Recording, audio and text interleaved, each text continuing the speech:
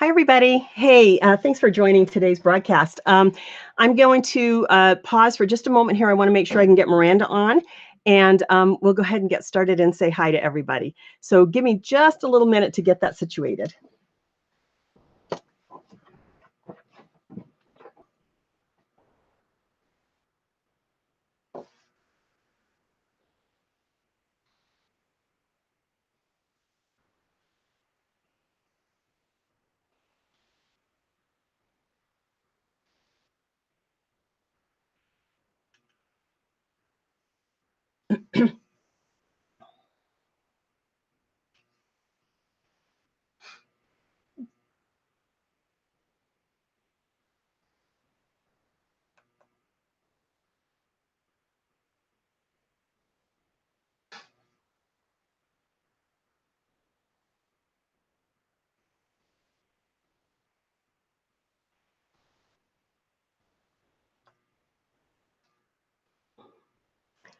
I'm going to just go over to Facebook and see if I can see Miranda.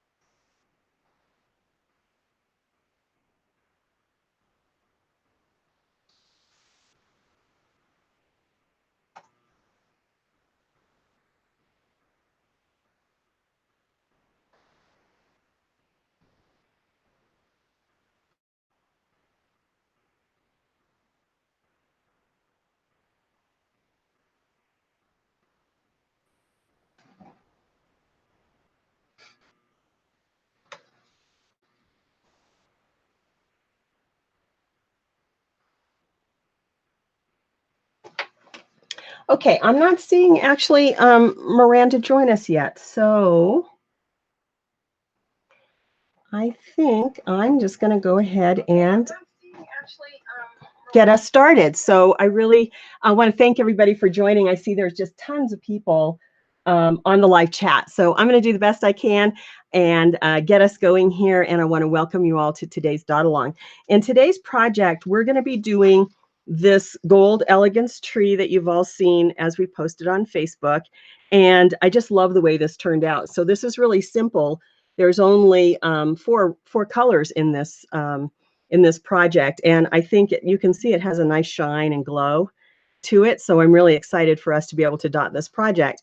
And then I wanted to show you, I had done one, I was just kind of practicing, so it's not complete, but I did it with silver and some crystal glitter paint, and I just love the way that one turned out too on some black cardstock. So I think that really turned out great. So I'm really looking forward to this project. So the things that we're going to need today are our regular dotting tools. And I, of course, use the Crystalite Crochet Hooks. And I'll say which one I'm on as we go through it. And then also a set of nail dotters. The other thing that we're going to need is some kind of Christmas tree outline. So Miranda and I, since this was a collaboration, we actually used the same shape. You'll recognize this is exactly the same shape that she used. We just interpreted the design differently. So I'm really looking forward to how that's going to work out for us. So that's what we are going to need. And then also we're going to need a surface to paint on. Now I'm just using a heavier weight cardstock. And I like to use the cardstock just because of the colors, but I will tell you, it's a little bit, you have to be a little bit more careful because once you get paint on it, it's really hard to get off. And so I'm trying to try out some different sprays and things to kind of seal and coat the paper, but I haven't been able to hit on exactly what I think might work so far. So we're going to use cardstock. This is 8 by 10. You can use a canvas. Excuse me. You can use any kind of surface that you have. And I'm going to use some tracing paper. I'm using the Serral tracing paper. I really like this. It comes in different colors. I just got a little starter pack, and this had like 5 different colors in it. So I'm just got one of those and a ruler. And I think that's basically all of the tools and things that we're going to need. So before I go too much further, I'm going to go ahead and stop there and see who's on the chat. So let's see, who do we have on? I'm here. Oh, Miranda, I didn't see you drop in. I'm so sorry. Oh, thank God. You were just letting me ramble on like I had no sense. I was just waiting for an opportunity. I didn't want to switch cameras on you. Oh, okay. Hey, I'm so glad that you joined, and I'm so sorry I didn't notice that you came in because I didn't see your little picture down there. Is it working now? Yeah, okay. Okay. I see it now that we're talking to each other. Yeah, I see it. So, okay. Hey, thanks for joining. We have, I guess can you see everybody that's on the chat? I cannot, because if I open it, I can hear the dueling voices. Oh, okay. All right. So we've got just tons and tons of people on the chat right now. So let's just see. We've got Margaret, Darius on, Pam, Jill, Julie, Mary. So we've just got tons and tons of people on. So I don't want to go through the list. It's a pretty long list. But everybody's saying hi. Hi, everyone. So excited. Yeah, so they're thrilled. And then, so Miranda, you heard me telling everybody that you and I used the same tree outline. Yep, for both of our designs. Yeah, so it was a really nice collaboration. Okay, so anything you want to say, Miranda, before we get started? Nope, feel free to go ahead. Okay, all right, guys, I'm going to go ahead and switch this down to the table, and we will go ahead and get started. I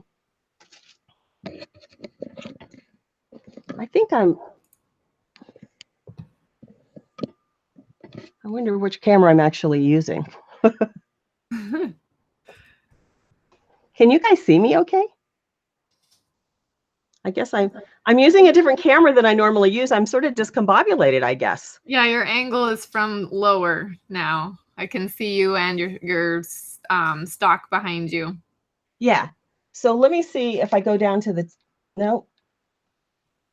I'm having a little technical difficulty, so I don't know which camera I'm actually using now. Oh, I'm using my webcam. Oh, that's not good. I'm going to have to see if I can get that straightened up because I don't really actually want to use my webcam because I won't be able to share with you. While you're doing that, I'm going to try to call up the chat and see if I can be able to. Yeah, I can hear some background noise. There we go. I just muted it, so I think I can look at the chat and help out while we're doing this. Okay, I got to figure out how to switch my camera.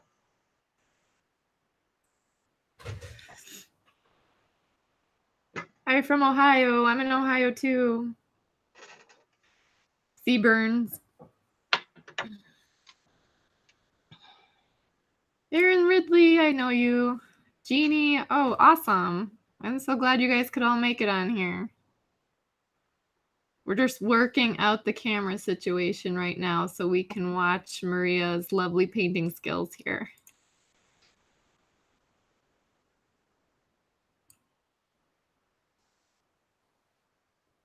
Oh, mine is a glare again, she's telling me.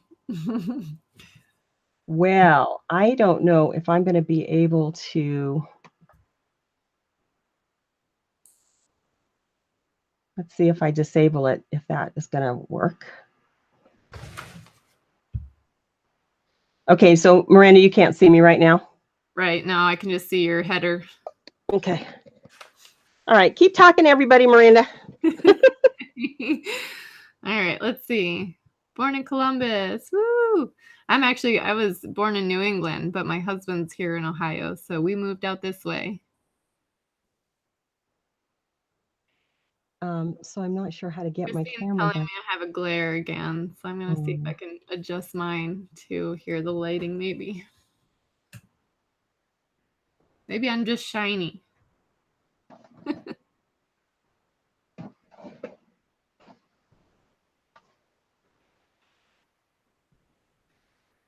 Jill, when I'm talking, Maria won't be on, so the camera that you're seeing is mine.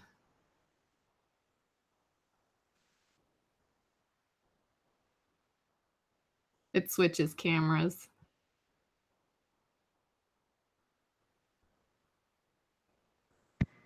Okay, I can't get it on. Gosh darn it. Let me see if I can. My shining star. Yeah, I'm just shiny. Just way too shiny. I don't know. I thought I had too many lights on, and now that I shut more off, it doesn't seem Right, to I can't. help. I don't think I'm gonna be able to get it on. Oh, there I go. Ooh, California, Erin. My husband and I actually met in Monterey. I'm really worried. Now I can't get the light to turn back on. All right, guys, you're just going to have to bear with our technical difficulties here. See, this is all the stuff we get to edit out when we don't do live. You know, now you're getting to see all the bloopers. Oh, my kitty's here too. His name's Paris. I had to move the hedgehog into the other room, though. She was too noisy. She's always grinding her teeth on the water bottle. All right, let me see if I can. Maybe I can't hear that's too that. bright. I muted myself. Monterey is gorgeous. Yes.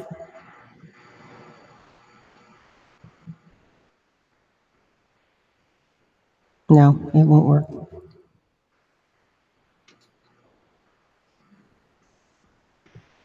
Florida. I bet it's a lot warmer there.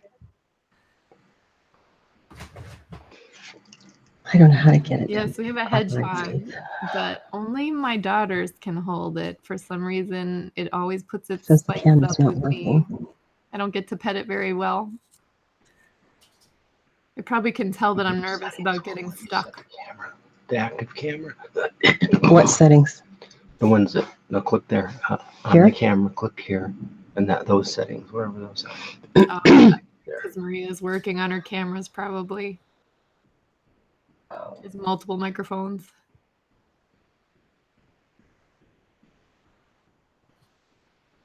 When I talk, see, it switches to me on the camera. You'll see my canvas. You see, Nope. this is me. Can't use the selected camera.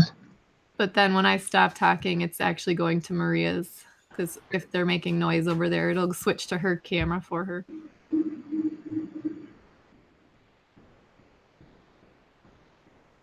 I don't think I can move my webcam so that they can see me.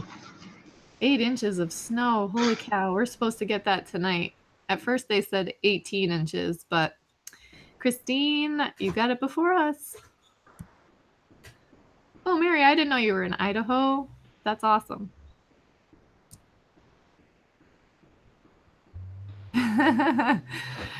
You know, I do talk to text so often that I find myself now saying punctuation when I'm just talking normal. Do you guys do that? It's kind of embarrassing to admit, but the other day I was saying something to my daughter and I was like, "You get out of here!" exclamation point. And she just looked at me like, "What are you saying?" And I have the urge to do it now because I'm talking to you guys in the chat.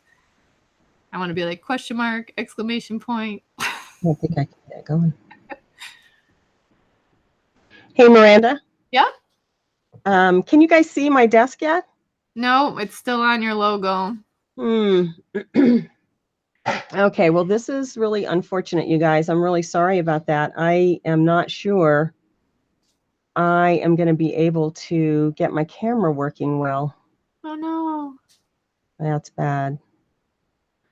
You can't angle your webcam down for it either. Well, I'll try that and see if it will work.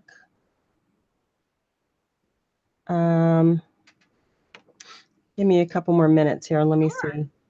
Absolutely. I know I got on like an hour before because my husband got me a new camera. Uh-huh. And a new microphone. And I said, I don't know what I'm doing with these. You have to help me with the setup. So he was trying to help me get it all organized. Yeah. Yeah, I usually can work this fairly easily, but for some reason today, I, I want to struggle with this for whatever reason. Now I got to try to get my webcam back. What says you over there? It's taken. I know. Yeah, there's nothing there. 57. Hot tub and drinking hot chocolate. Jill, you're making me jealous. Yeah, I remember Massachusetts. That's where I grew up. Mary Cusack. Maria, they're suggesting you just do what you did last time. What did I do last time? With your cameras. Just do what you did last time, Maria. That's my advice, she says. I don't know what it was I did last time, but I think I have a camera now. Yep, I can see your desk now. Oh my gosh. This is like a nightmare. Oh my heavens. Now, I will tell you, I heard the little conversation. I spent a lot of time on the East Coast in Massachusetts. Oh, wow. My grandparents are from Massachusetts and Haverhill. I don't know if you know where that is. Yes, I do. And so I spent a lot of time in Haverhill. So you're familiar with the accent? Yeah, for sure. I can remember, I'll tell you guys a story when I grew up in a military family, and in a military family, you are constantly getting immunizations and shots for your overseas tours and things like that. And we were staying with my grandma, and she said, "It's time to get your shots." And we thought she was saying shots, but she was saying shorts. Shorts, yeah. And everybody kind of freaked out because they were like, "No shots, no, we don't want shots." Okay, guys, I think I can get myself a little bit not quite so discombobulated. Okay, so I want to show you how to set up this design, and Miranda's already got hers printed or sketched out. But just for those of you that are trying to set up, let's kind of get this going here. So what I found was easiest for me, this is an 8 by 10, was to go ahead and mark my center point. So I'm just going to make some marks for my center. And I'm using a chalk pencil, of course. And I'll just connect those.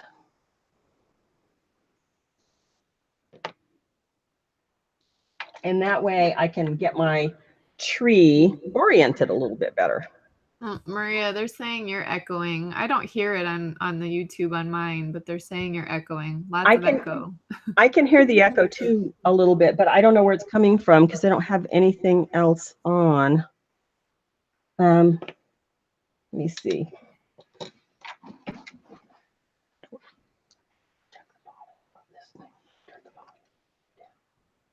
I couldn't find my tiara.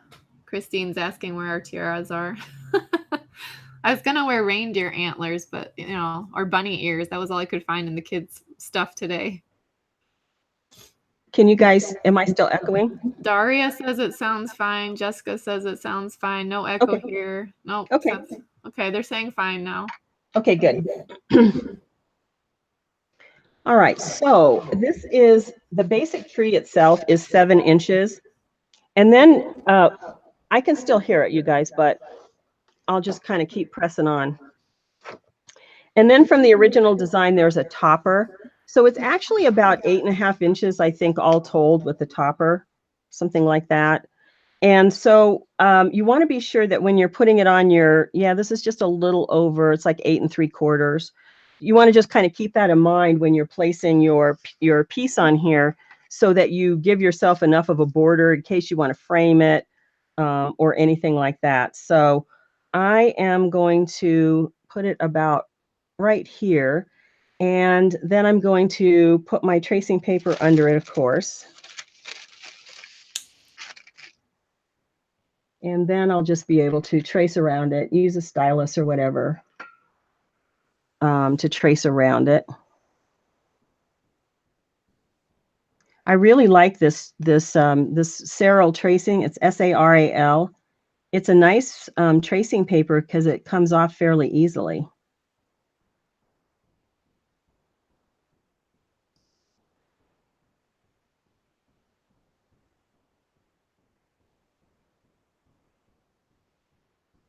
So it's like two-sided and then you just kind of imprint it on. Is that what you're doing? It's got a coating, I don't know that it's actually graphite, but it's a coating on one side of the paper. And so as I trace around it, it'll actually print, kind of take my tracing marks on the canvas or whatever. So that way I don't have to use a pencil. This stuff comes off with, since I'm doing it on cardstock, with an eraser. And so it's pretty forgiving in terms of being able to remove it at the end. That's awesome. I've never seen that kind of paper before.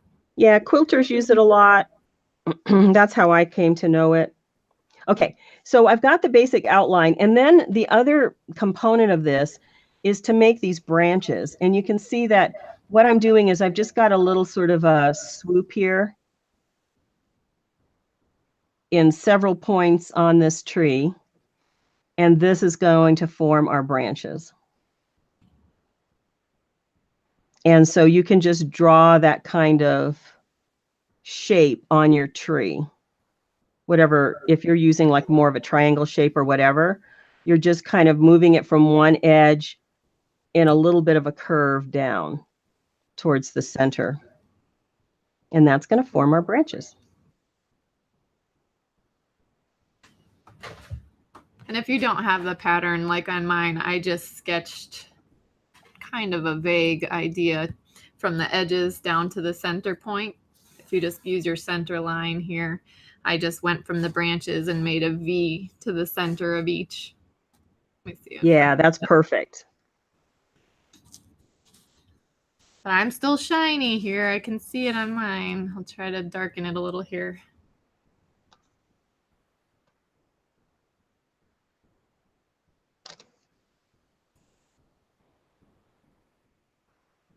All right, and I'm just going to make sure I've got all my lines down. Okay. Can you see how nicely that transferred? I think that's really nice. That's really easy.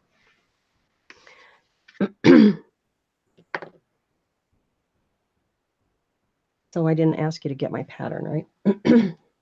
You were running upstairs to get my pattern. Okay. Hey, you guys, I'm going to step away for just a moment because I kind of want to follow for those people that got the pattern. So I'm going to step away for just 1 second. I left it upstairs. So I'm going to go run and get that real quick, and I'll be right back, Miranda. You want to keep everybody entertained?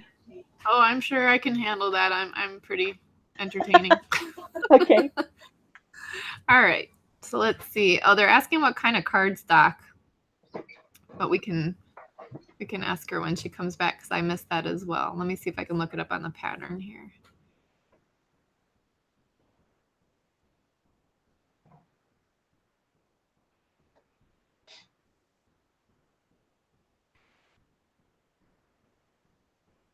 Nope, it's not letting me get out of here. I think Amazon. Yep, Amazon. You guys already are on the ball, Daria. Thank you, Mary.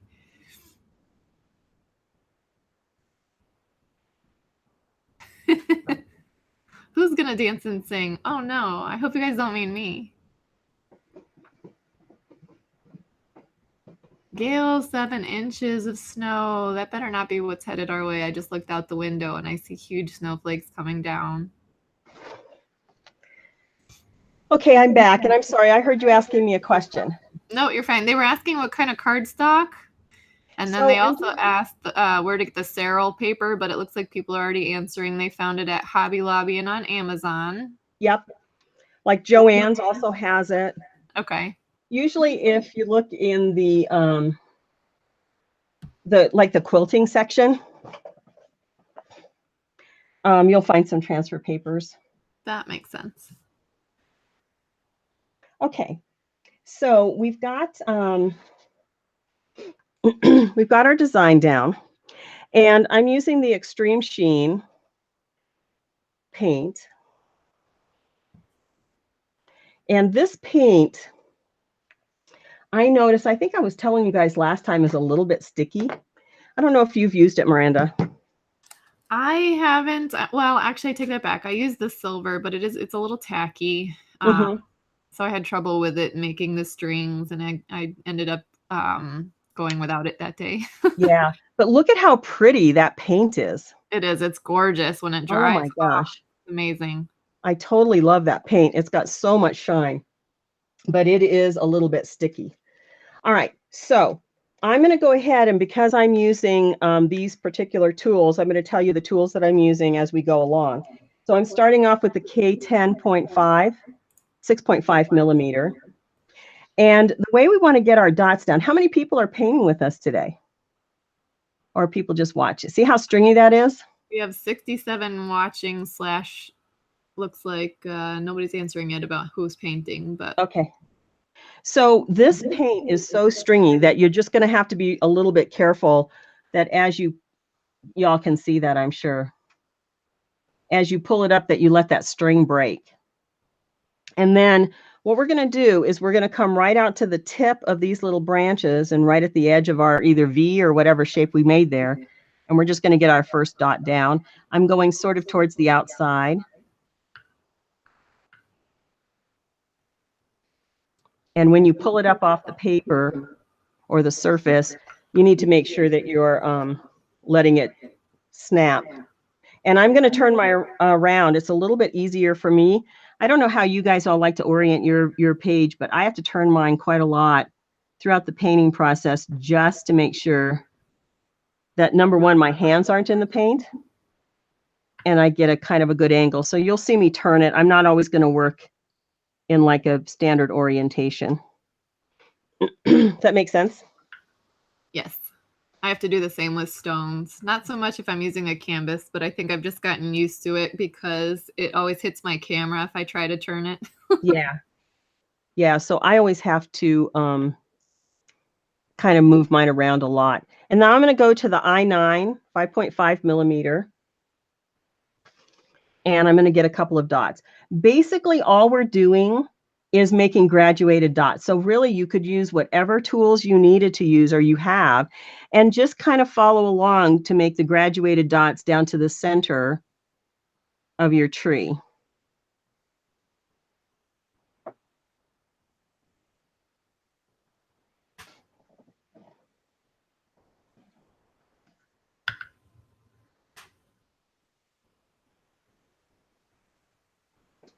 Miranda, what did you end up doing with tools? I'm just using the small nail dotting styluses. Okay. That's good. That will be good for people to see. That's what I was hoping, because I feel like it's a set that a lot of people have. Yep.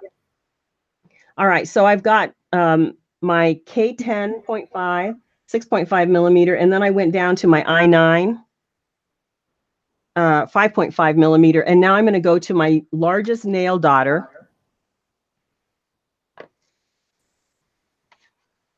And I'm going to follow the rest of that curve down to the center.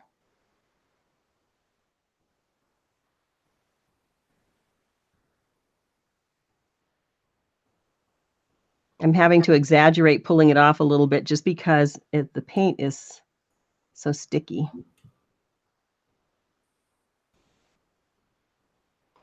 I just switched over to mine. My color looks really, really over exaggerated on this camera, but I think it's just because I'm coming through the Hangouts instead. Mm-hmm. Okay, and then I'm just going to go down the center, just a few dots down the center there. And that's our first branch. And it's basically that all the way down for each of the branches, except you'll see in just a moment here, we're going to stagger the dots in and out just a little bit. Did you just connect the center to the next branch down? Is that what that was? The couple dots down? Yeah, I just am so what I'm going to go for is sort of a line down the center. And of course, you don't have to do that, but I'm going to kind of follow a little bit of a line to make just like how the branches might connect to the trunk. Okay, sounds good. Yep. And then I'm using back to the 10.5, the K10.5, 6.5 millimeter, and I'm going to put another dot on the next branch, and you can see, got a little something there. I'm going to go in just a little bit.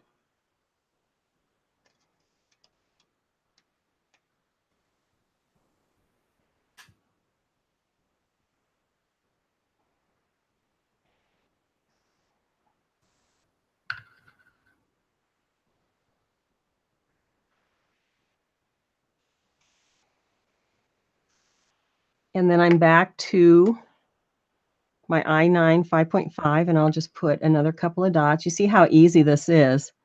This pattern's really simple, but I think it gives just a really nice effect.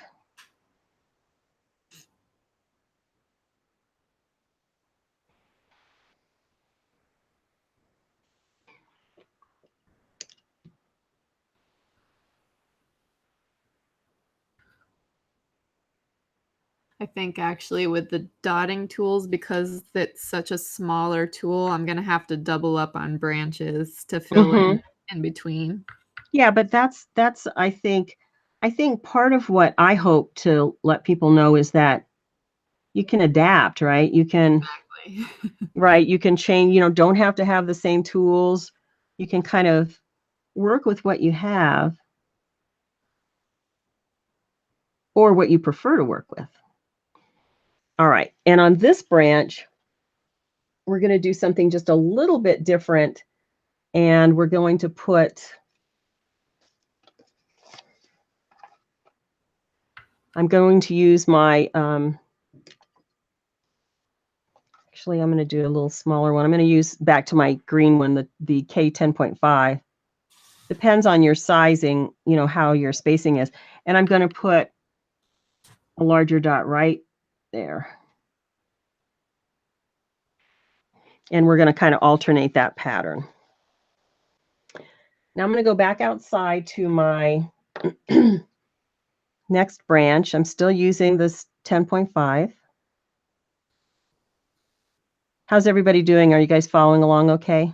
It looks like they're doing pretty good. Good. Somebody's asking if you're going for peaks or flat dots. Somebody well, said, go ahead. Yeah, I just I'm not going for anything in particular. I am going to top dot this at the end. So, I'm not going to take the time to flatten them all out. There's a little bit of a peak. There's a little but like not a peak, but a button on the center of these, but that's okay. So I'm not going to flatten them out. We have a lot of people saying they're observing and they're going to paint tomorrow when it's light, watching now, painting later. They're talking about where to get the paint from. Yeah. So I found that I found some at Michael's, but Michael's seemed to have been not having a lot, So I think Hobby Lobby might have been the place that I found it most easily. Otherwise, I have to order stuff online or whatever. But I can generally find things in the craft stores, but I have those three main ones by me. So I'm using the I9 5.5. And I'm just going to put my next dots down. Pam says she's doing hers in silver. Yeah. I showed you that silver one at the beginning. That is so pretty.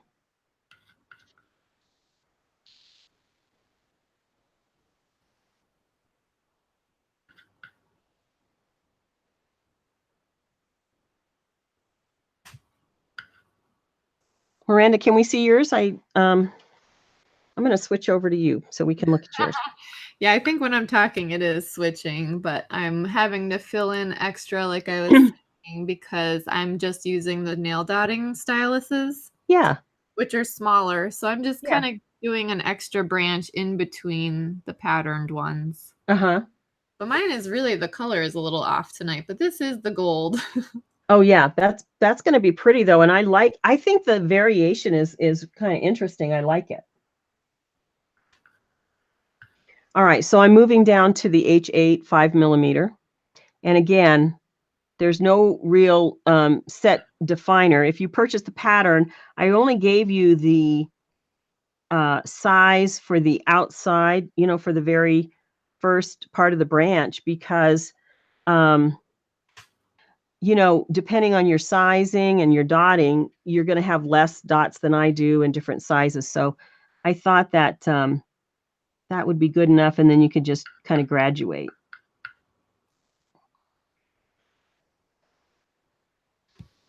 And now I'm going to go back to the nail dotter.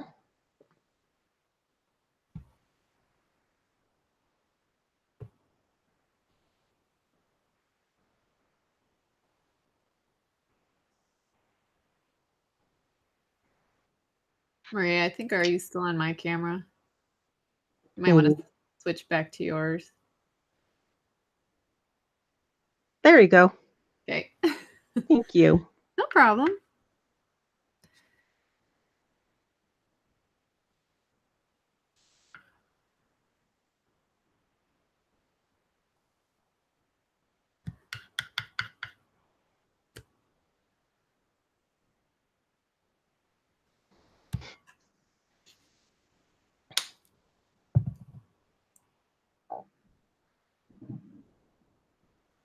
Okay.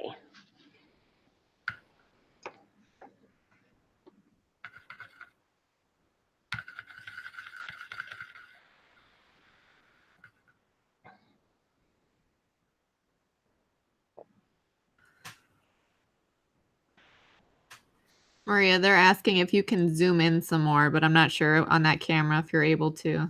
Yeah, I don't know if I can. Let me try. Let me get this down.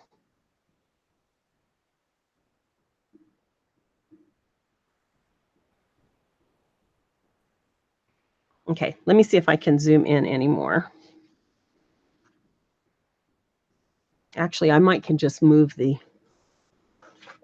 arm a little bit here.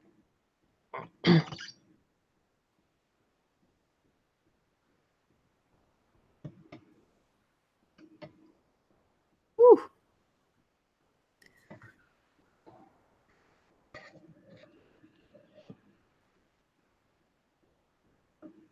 That a little bit better? Think, and you're gonna have to push it off to the side just a little bit because it's off screen. Yep, there you go. Perfect. Okay.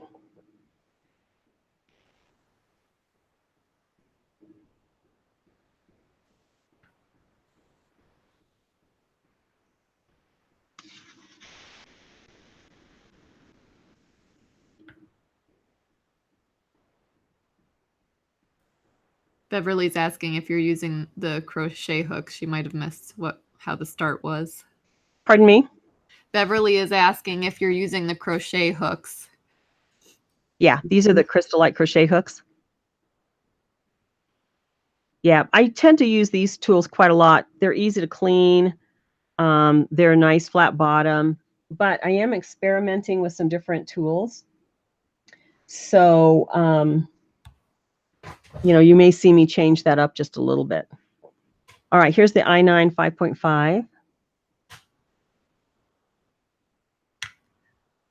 Somebody just sent me a set of those flat tools, and I am not adept at working with them. I don't know if it's because I don't get enough paint on the bottom, but they're flat like the crochet hooks, but I have no clue how to use them. So I definitely need some more practice before I go trying those live.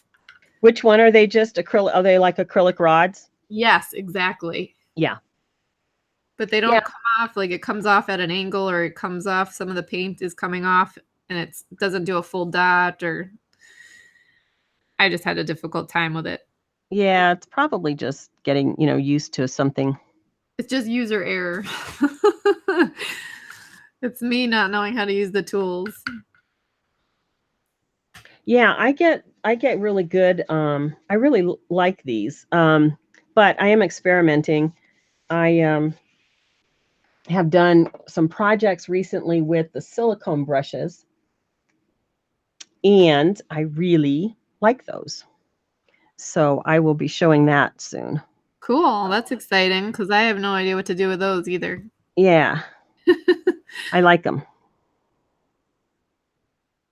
I just used the brushes, and then all these tools came on the scene, and I have no idea what I'm doing. Yeah, I see for me using the brushes, I really would have to practice that a lot. But that's the thing is I think you just get used to a tool Yeah. like anything else. It was just what I'd been painting with for years, and now I think it's awesome that these tools are all coming on the scene. I just don't know how to use them all.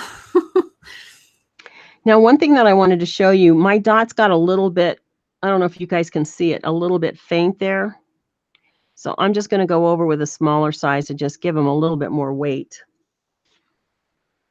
Let's see how that's coming along. I really overload my tools, so even my paintbrush. Mm-hmm. So if anything, I have a problem with it pulling a longer string. So, but yeah, top dotting is a good way to add bulk to your color. Mm-hmm, for sure. All right, so I'm going to go in, and again, I'm just following the pattern here in the design. And every other row, I'm going to put a little center on the trunk just to give that trunk a little bit of weight. And that was the K10.5, 6.5 millimeter.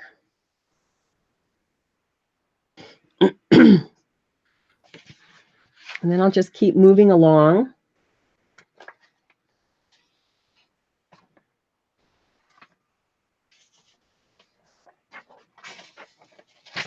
I have to refer to my pattern just to keep those people that bought the pattern, keep going with them. Okay, so now I'm going to move up in size a little bit here, and I'm going to go to the N15 10 millimeter.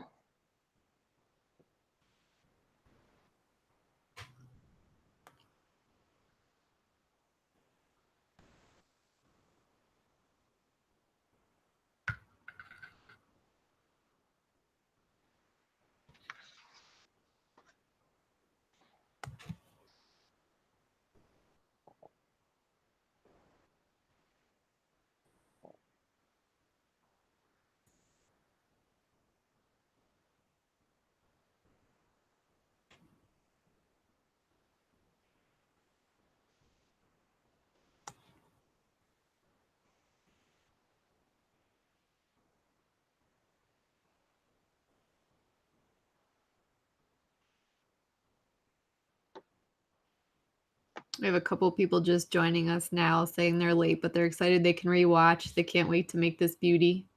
Yeah, I think that you'll really enjoy this. Okay, now I've gone to the I9 5.5 millimeter, and I'm just going to put a couple of dots down with that size.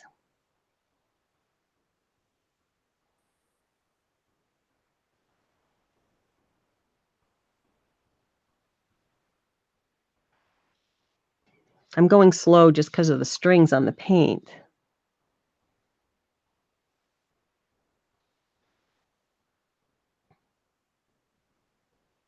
Kathy, she's painting on cardstock. And mine is on an 8x10 canvas.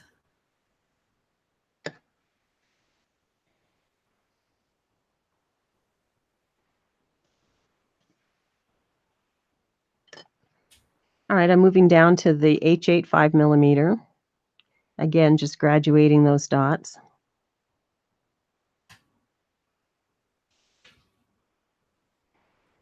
See how you could do this really with any, just even a basic triangular shaped tree.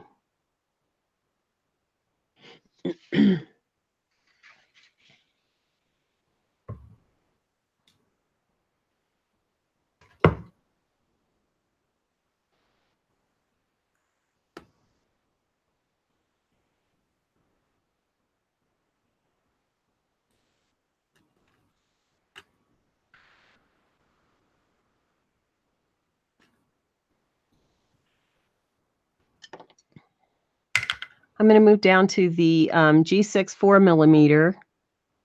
Again, just to kind of graduate these dots.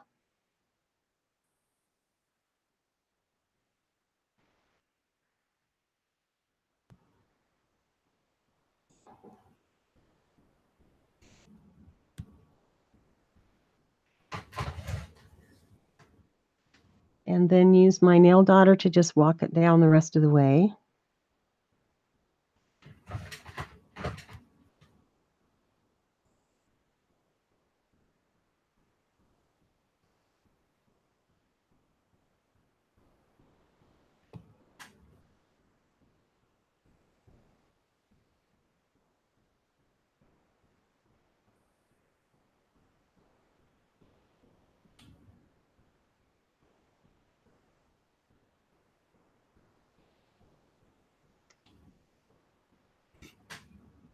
And I'm going to fill in a little bit of the few of these dots here.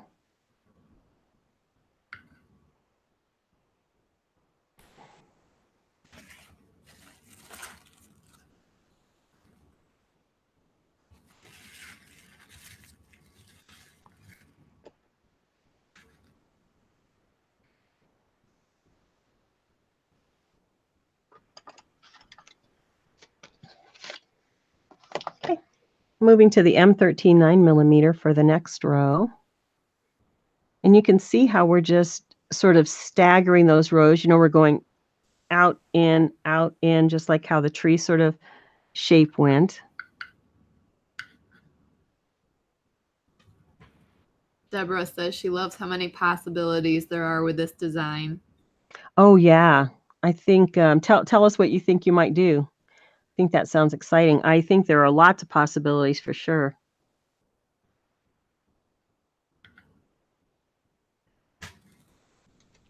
And it's simple.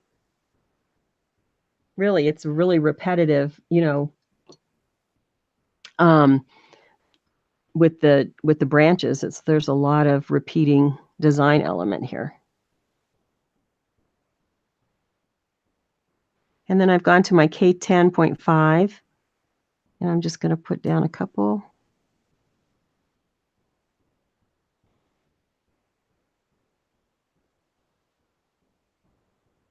Miranda, how are you enjoying the lives?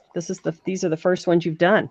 Yes, it is. It's exciting. It's kind of cool to be able to paint with other people and interact way more, and then I don't feel so silly like I'm talking just to myself. I can look up and see responses. But also it's nice with Maria, you and I being able to bounce ideas off of one another and then interact with everyone and talk about stuff. It's nice to be able to bounce back and forth and communicate live like that. I think it's neat. Yeah, I think that's the fun of it. That was one of the comments. Oh, sorry, go ahead. I just got to get my technology skills better. You and me both. We have to have our husbands learn how to paint. Maybe that would be. Oh my gosh. I can't do anything online, on the camera, on whatever. I have to have Rob always helping me. Yeah. Well, I always think I have it figured out, but like today, the camera, that really just threw me for a loop. I'm like, I don't know what to do. And then I'm just glad you didn't hear me swear. I didn't swear, did I? I don't think so. I didn't hear it. There is a possibility of that on occasion.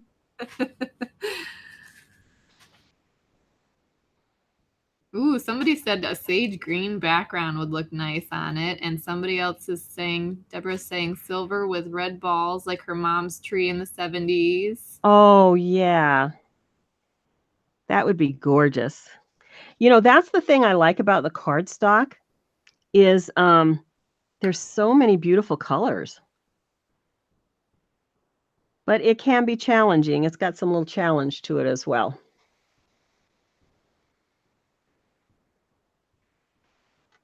Somebody, or Deborah just wrote, she didn't hear a thing, and then put a little emoji with a zipper mouth.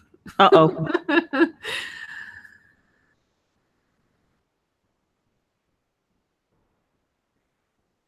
You guys are hilarious. I love this. I love this art community. It's so awesome. It is awesome. Okay, so I'm going to repeat the design here. And I'm just following this with every other branch. I'm putting a center dot to give the tree some heft. There we go.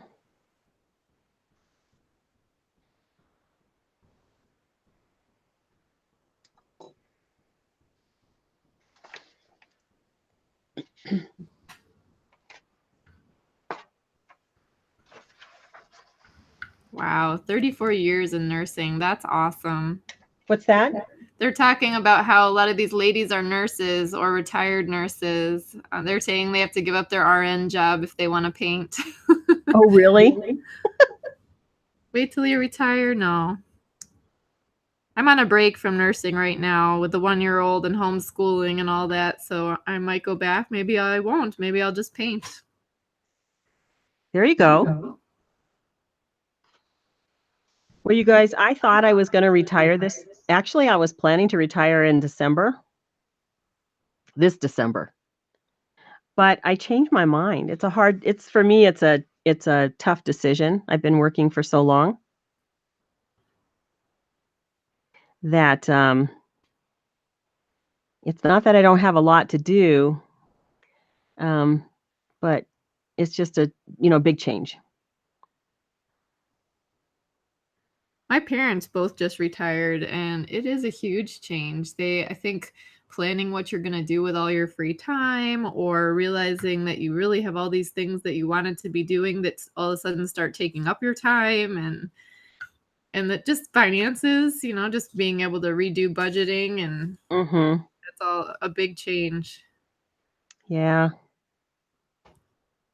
Well, But grandchildren, you can spend more time.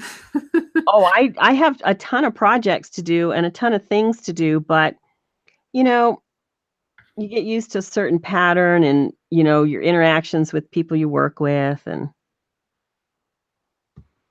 I absolutely agree. And I think some people just plain would be bored. Like, what do I do? If you like your job too, why not stay, I mean, if there was a job that you weren't really totally enamored by, then I understand wanting to get out sooner, but yeah, I'm going to see how it goes over the next several months. I may do like part-time or something. We'll see.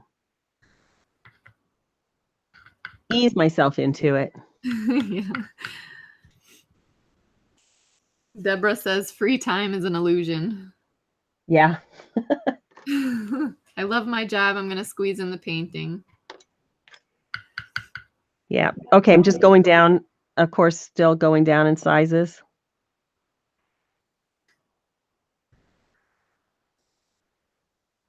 Now that I'm getting towards the bottom, to make the dots a little bigger, I don't know if you guys have to do this. If you want to make larger dots, you can just push the paint around with the stylus if you're using the dotting tools. But if you're lucky, Mine tend to get a little wonky when I do that. Do you want to show everybody how to do that? Sure, if you want. Just kind of dip a ton on there. Hold on. You're going to switch cameras? Yeah. All right. I just figured I'd keep talking. Well, did it disconnect me? I don't know. I don't see you anymore. Yeah. It disconnected me. I can hear me.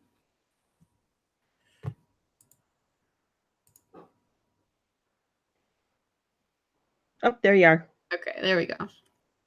Nice bright yellow. I'll start down a little lower so I can do one of the bigger dots, but I really just get a ton on the dotting tool and start around near the center where you're going to do it, and then just push it around into a circle like that so it gets bigger as you go. And that might take a little practice too, but using the brushes, that's what I do as well, is I just use the brush and paint a circle. So doing that with the dotting tool is not a far cry from that, but that way too, you don't have to, if you don't have all the sets that have multiple sizes. Wow, I had a string there. Whew. If you don't have all the multiple sizes, that's one way you can get larger dots. Just be a paint pusher. Yeah, mine tend to go out of round. I think like we were talking about earlier, it's just a practicing with the type of tool situation. It's just something you'll get used to the more you do it, but you have the nice crochet hooks and you have nice larger sizes that you don't have to adapt with. So it's easier just to use those probably. Yeah, I think so. I tried earlier. I tried a bunch with those rods and I could not get it to make a nice dot to save my life. Oh, really? I thought, I'll just use these. They're large, well, why not try it? And then I thought, well, I'll try it before I start. No, I'm glad I decided not to use them. Okay, are you guys seeing me now? Can they see me, Miranda? Let me switch cameras here. No, it's still on mine.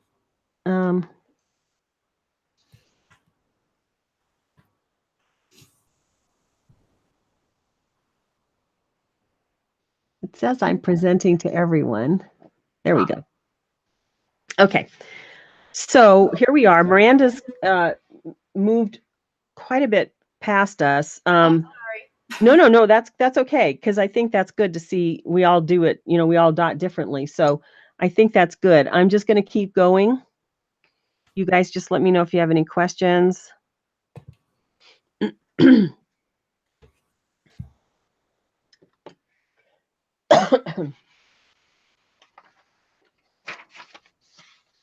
I figured I had to hurry it along if I was going to have to fill in more branches too, because mine are smaller and more spread out.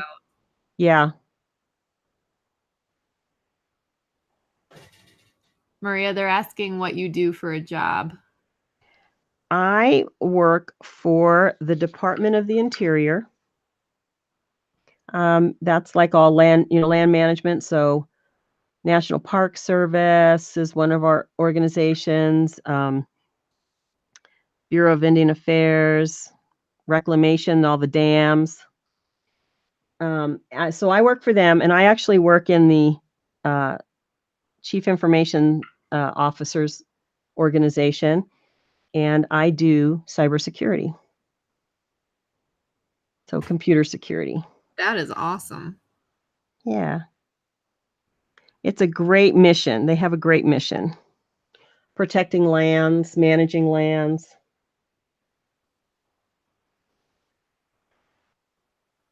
My parents have 130 acres of land up in Vermont. Oh, wow.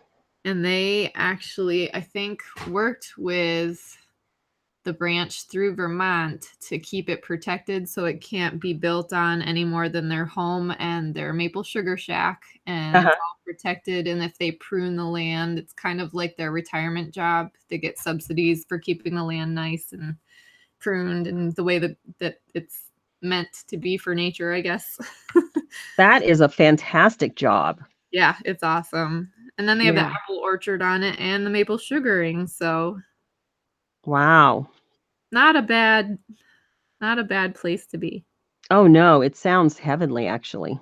Well, and my mom is a canner, so she makes apple butter, apple sauce, and my dad does the maple syrup, and they're enjoying their retirement. Oh, they don't actually sound retired. No, they like to keep busy.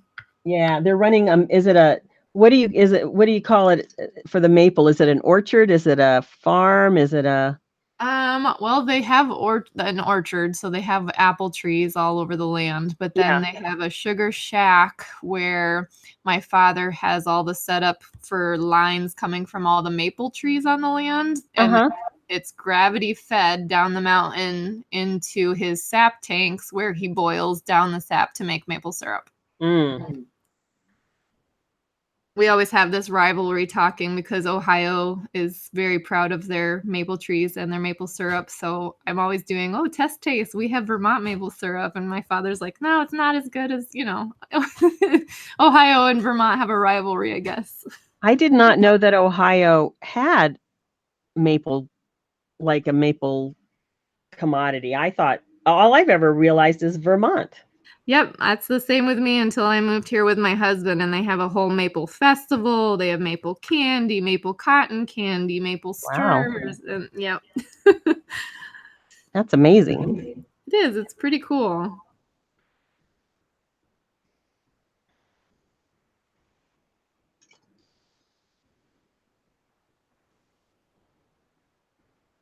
Deborah says her son is an environmental conservation major. He'd love that your job is so interesting.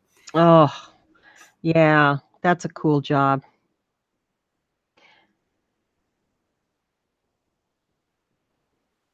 Kathy's asking what color I'm using. I'm actually using the same color, but my camera coloring is off. It looks very, very yellow. Even my hands look orange. I'm an Oompa Loompa right now.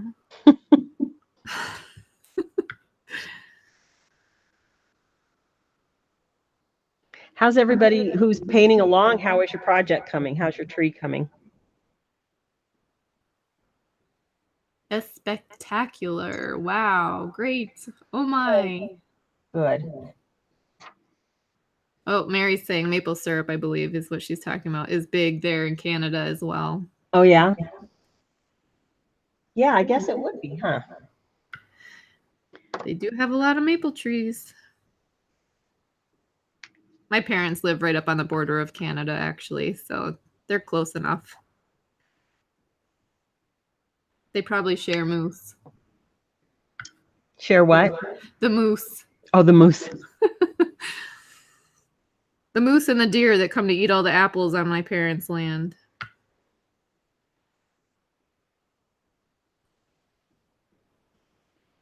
Okay, I'm going down to the N15 10 millimeter for the next branch that I'm doing. And I've got a few more to go here.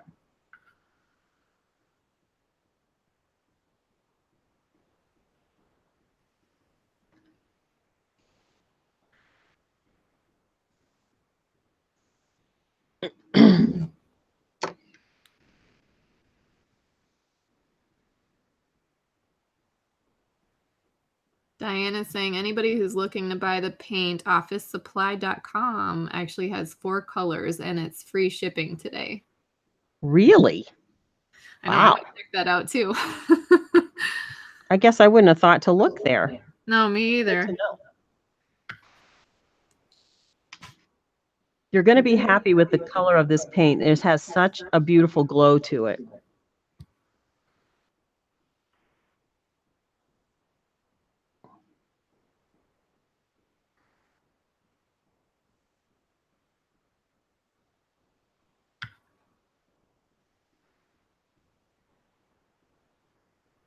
Miranda, when you're working by yourself, do you usually have music on, or what do you? I do, yeah. I usually have music on. I listen to almost everything except for rap. It Yeah. kind of throws off my beat when I'm dotting. I really just don't enjoy that kind of music. But yeah, usually I have music or I try to put in headphones so I drown out the house noise. Yeah. How about you? No, I actually usually have the TV on in the background. I don't usually know anything that's happened on the program. I'm not like actually paying attention. It's just background noise. My husband just popped on telling me I can control my color in the app, but I can't figure out how to get into it. Honey, come help me.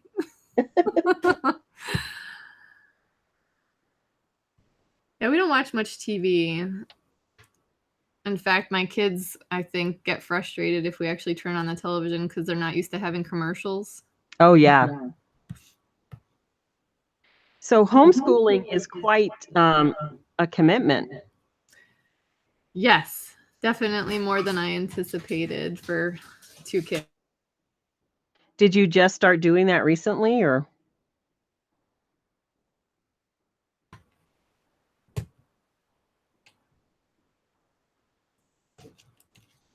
Sorry, he's trying to help me with the color here. My husband's mom homeschooled all of their children, and she's amazing. All 6 kids did really well. In fact, most of them graduated high school early. And then I did at first with our oldest rather, and found it very challenging looking for curriculum and, doing it all on my own. But it was nice. We found a co-op. There's co-ops out here where a lot of people homeschool. So there are women who have been doing it for about 12 years right now, and they each picked a subject. And so they teach our children on Fridays, and then we bring them home and do all the work at home, all the testing and all the workbook pages. So they have a week's worth of work, and then they go and get another lesson and any help they can. It's kind of like a tutor session, I guess. Mm-hmm. But I find it helpful because it just feels overwhelming trying to pick a curriculum and like do all that myself. So that's what they are helping with. Well, that's nice that there's, and also a little variety, right? Yes, absolutely. And I think too, it gives you kind of a cushion as a mom or parent to have different time with your kids rather than, oh, your mom's your teacher all the time, and you have a different dynamic. Yeah. So there's a little bit of cushion when they're gone on Fridays all day. You know, they're in class. They have a different, so to speak, quote unquote teacher, but then they come home. But it gives us a lot more flexibility too, especially with my family living all the way in New England. We can travel a little bit easier. I can't, trying to fix the color here, but. Okay, guys, I moved up now to the P16 11.5 millimeter.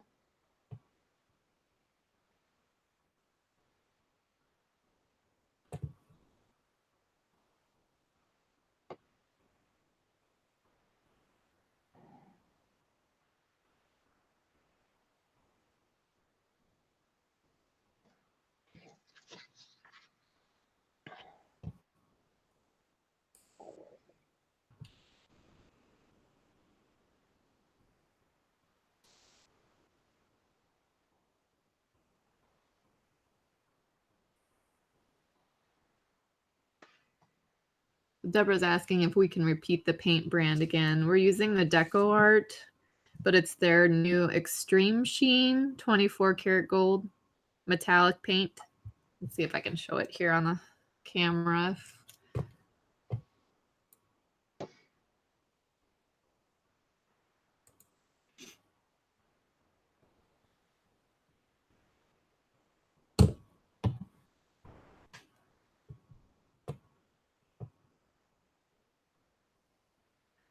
Diane is asking, will the serral marks erase on the cardstock without shredding it? Yes, but let me tell you, you have to use the right kind of eraser.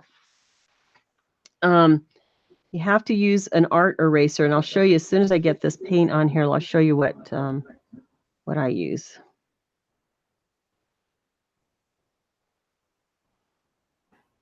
And I've tried, you know, because like, is it Diana? Diana said. Diane, yep. Yeah, Diane. The paper, you know, is not going to hold up to a lot of wear and tear, of course.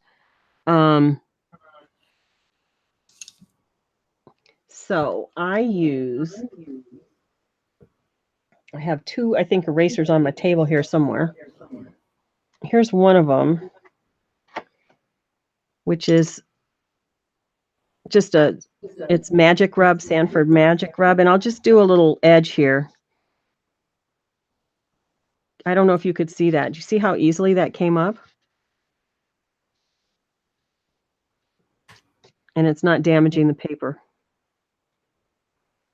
I don't know if you guys can see it. And then the other one that I use. Yeah, we can see it. Is this Factus. This is, I think, like what drafters and those type use. So this is usually in, well, I think this is like in the art section too, but it's a Factus OV12 made in Spain. And it also is a nice soft eraser that just takes this transfer paper off the transfer beautifully. So you'll be really happy if you have, you know, a good eraser, a good art eraser.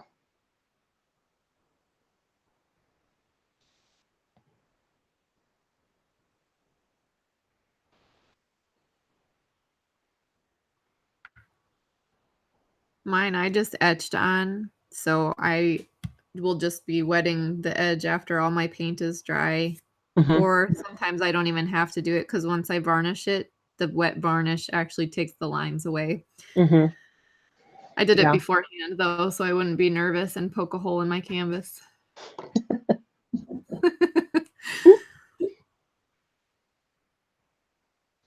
Sue just popped in. She said she's just watching. She got here late.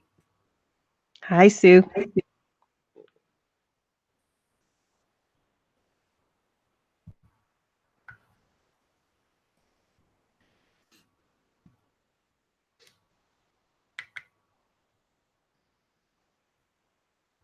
I must use way more paint. I have already had to refill my well twice now. Yeah, I've refilled once. Oh, you did? Okay. I missed it. Yeah, I don't put a whole lot of paint out on my palette because it goes dry so fast. Yes, good. But yeah, I have to refresh periodically.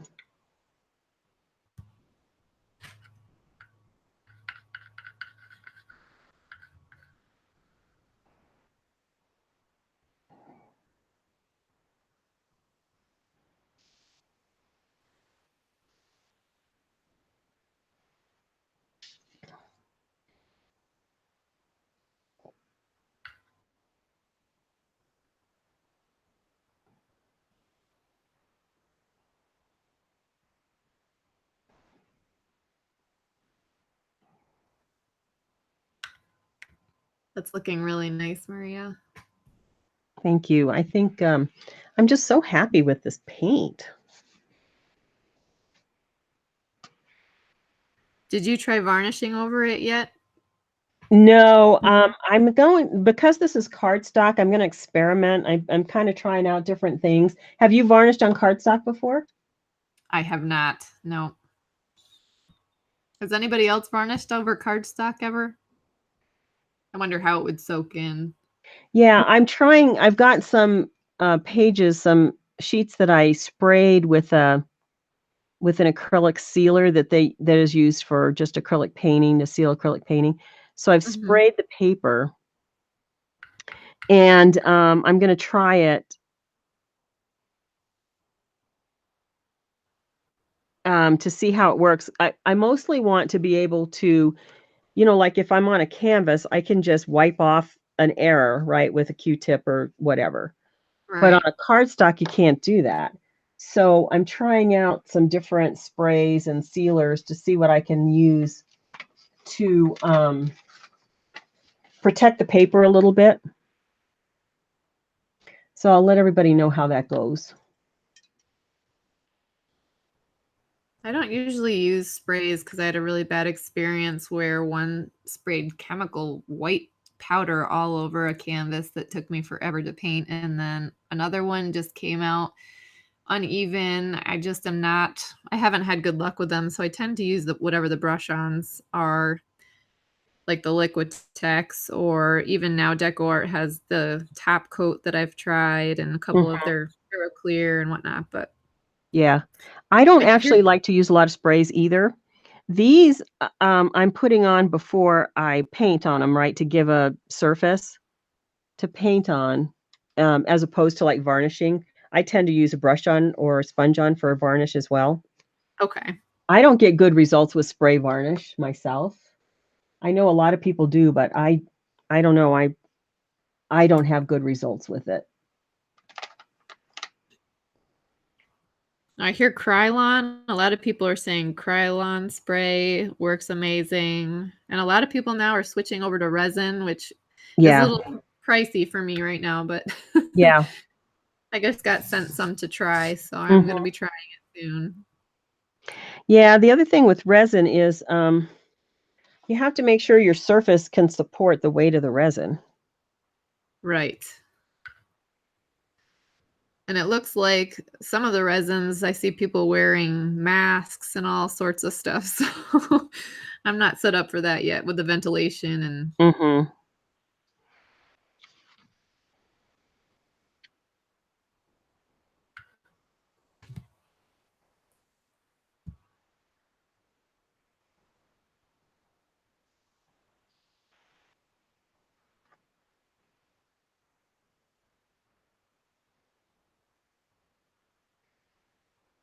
Christine said she just found DecoArt.com has a special today for the extreme sheen. They're out of a few colors, but the ones she actually got to order were $1.40 or $1.34 each plus shipping.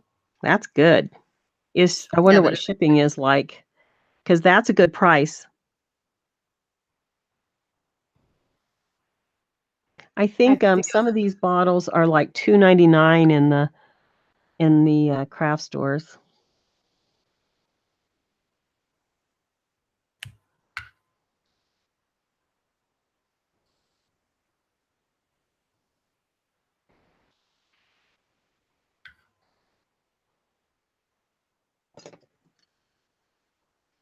Oh, Deborah said she once grabbed her spray finish and found out it was white paint. Oh no.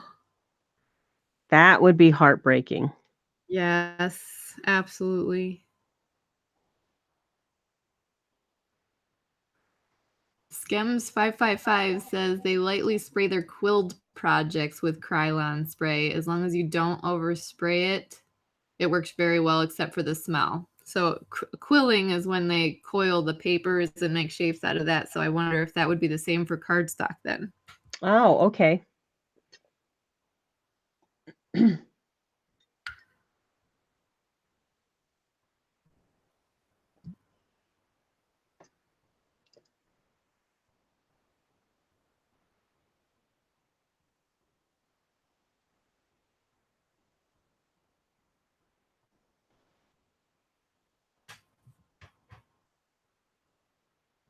Gail says she homeschooled her last daughter. She graduated at 16 years old, and she's a chemist at Dow now. Wow. That's awesome. That is awesome. My youngest loves chemistry. She's actually in charge of recycling in our home, so she loves it if we put things in the recycle bin that aren't empty, like wine and milk and juice, because she becomes a chemist out in the yard, dumping them all together before they go into the bin. It's kind of gross, but chemistry at age 11, you know, it gets exciting. Well, she's got to entertain herself somehow. Exactly what she says. I appreciate the whole whistle while you work mentality. Mm-hmm.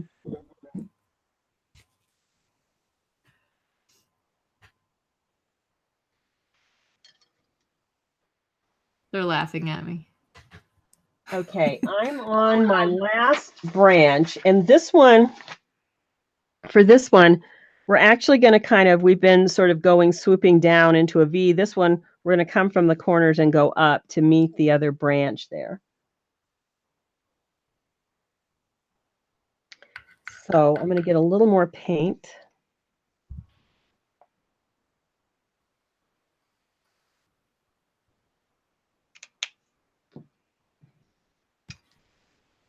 And I'm using the P16 11.5 millimeter.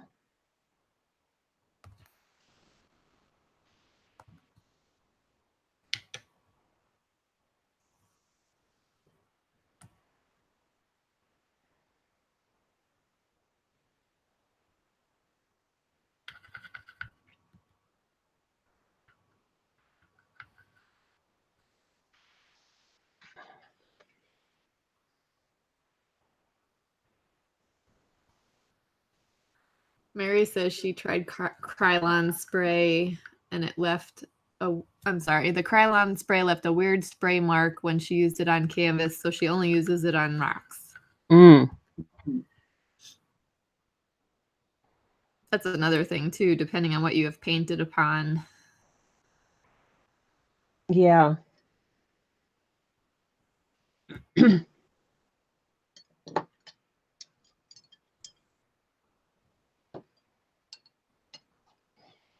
Okay, and I'm just continuing to graduate these sizes here.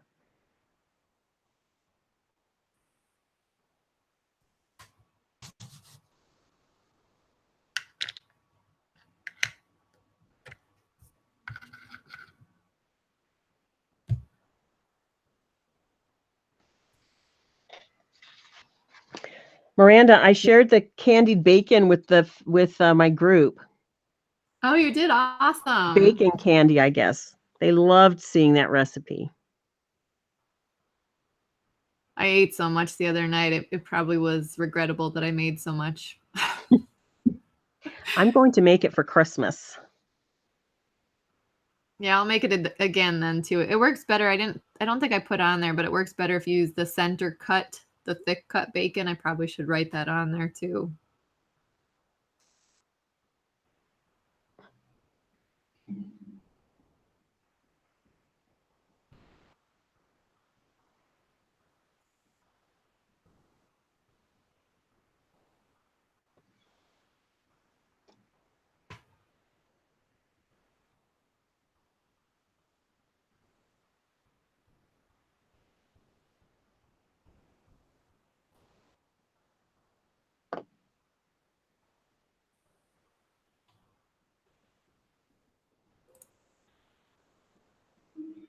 And you see how I'm just kind of swooping up from the bottom now.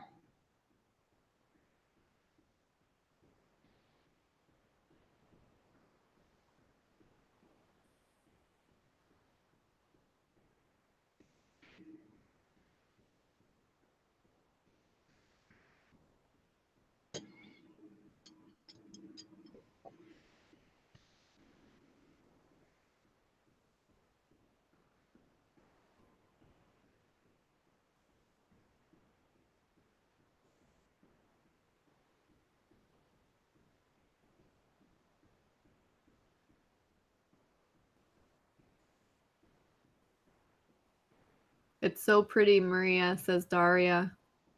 Oh, I'm glad you like this. I actually am a little bit partial to this design too.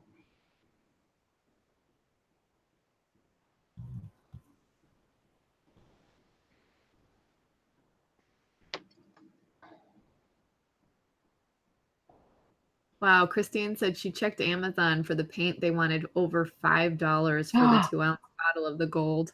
Wow. That's crazy. Edith says she's not too much of a fan of this sticky type of paint. Yeah, you definitely have to go slow because it is something. It does Now, take a little getting used to. What's that? It does take a little bit of getting used to. Yeah, for sure. Now you can thin it with a little bit of water, but you don't want to thin it too much because it's all that mica in there that's making it, you know, giving it that look.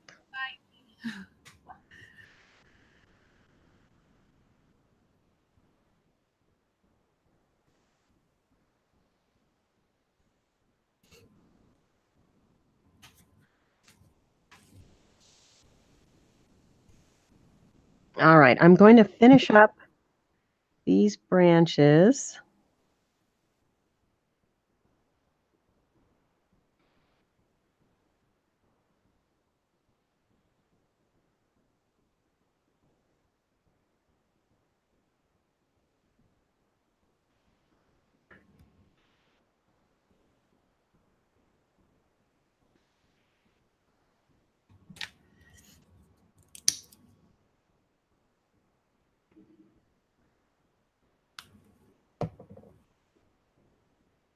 Okay, now I'm going to add the trunk. And this is just, you know, a size of tool that can make a larger center dot. So I think I'm going to use the M13 9mm here. And it's just 3 little dots to form the trunk.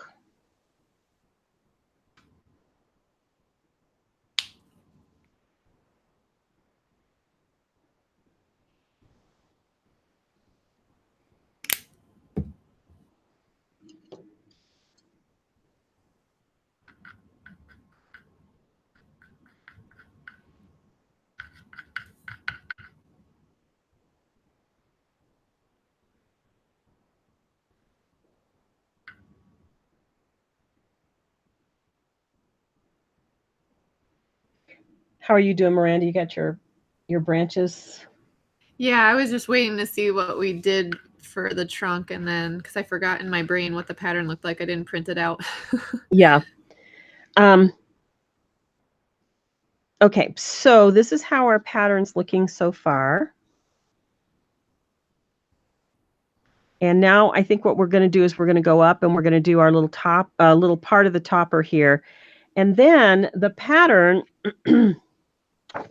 has a whole bunch of walking the dots around each one of those end branches, the tips, and then some little ornaments. I call them little ornaments, little crowns that we'll do. And that's also a repetitive pattern. So I'm going to go up here. I'm going to do this piece up here.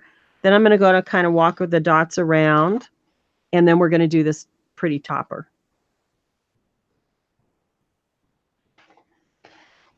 So to do the this topper, we're really just following the same. It's just exactly the same sort of pattern in that we're going to graduate them up to this point. So it's going to come up like this. Miranda, cue me if I need to slow down or... Yeah, I'm looking. Mary says, you're fast. She's still on the next to last row, but she's the only one commenting on time yet. Okay. Does anybody else need us to slow down or?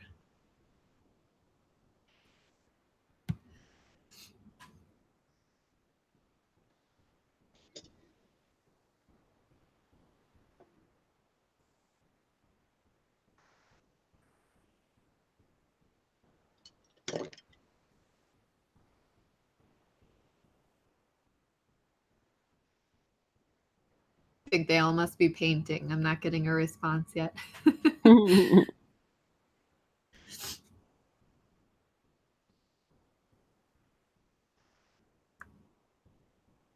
Okay, I'll stop after we get to finish this topper here.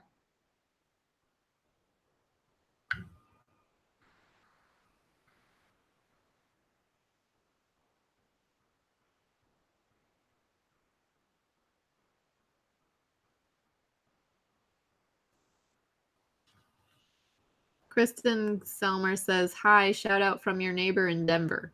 Woo! Hello.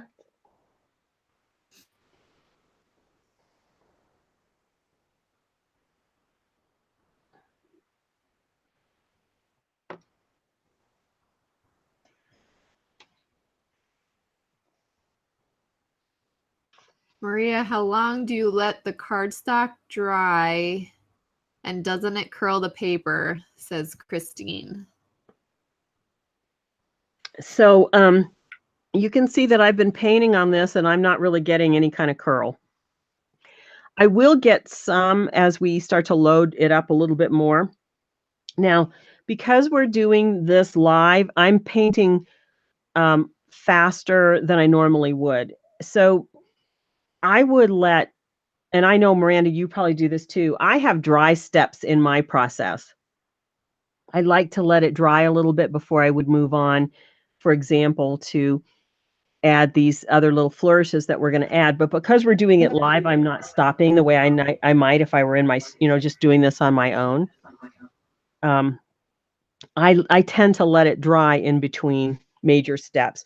So this I would normally put aside and let it dry and then come back and start painting on it again. And I don't have haven't had a problem with the cardstock. Now I'm using a heavyweight cardstock. So I am looking, when I go to buy it, I am looking for the heavier weight. And I don't remember what the actual weight is, but it actually says on there heavyweight. So that's what I'm looking for. I'm looking for a little sturdier cardstock.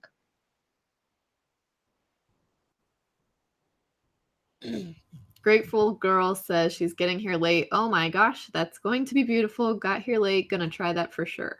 Yeah, I hope you like the project. I think it's a lot of fun. I'm going to go ahead and move along on the topper just a little bit because I want to share in this design. I'm going to show you the topper, or this top element here. This is actually the topper, but this piece right here. So what we've done, if you compare the two,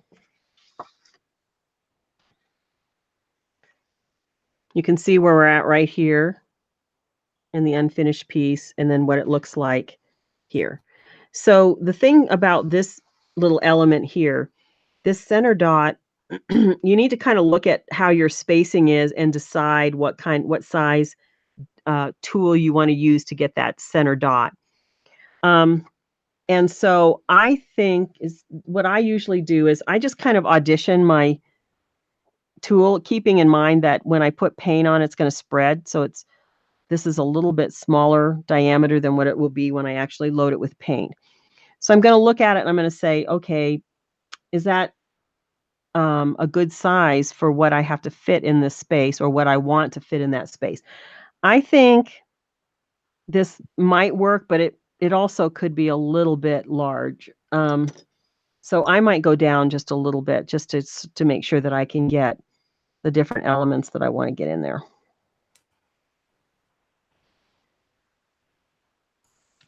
So I'm going to actually turn this upside down to make it easier to work on for me.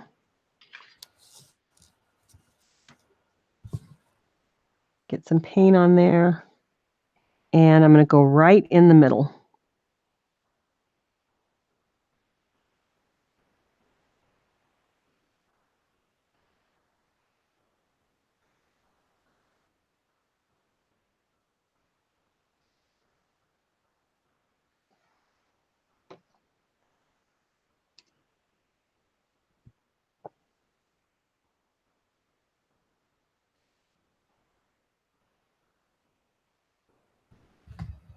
And then I've got a north, south, east, west.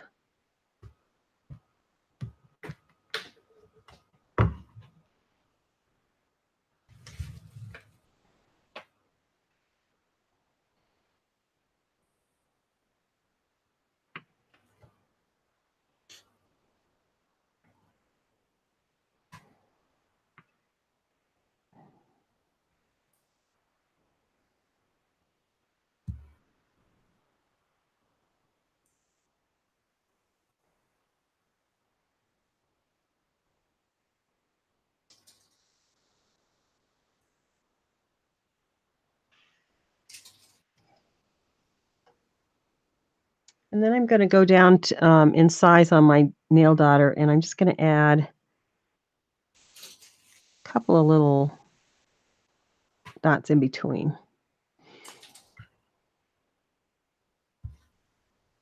So I'm getting a little bit of a diamond shape.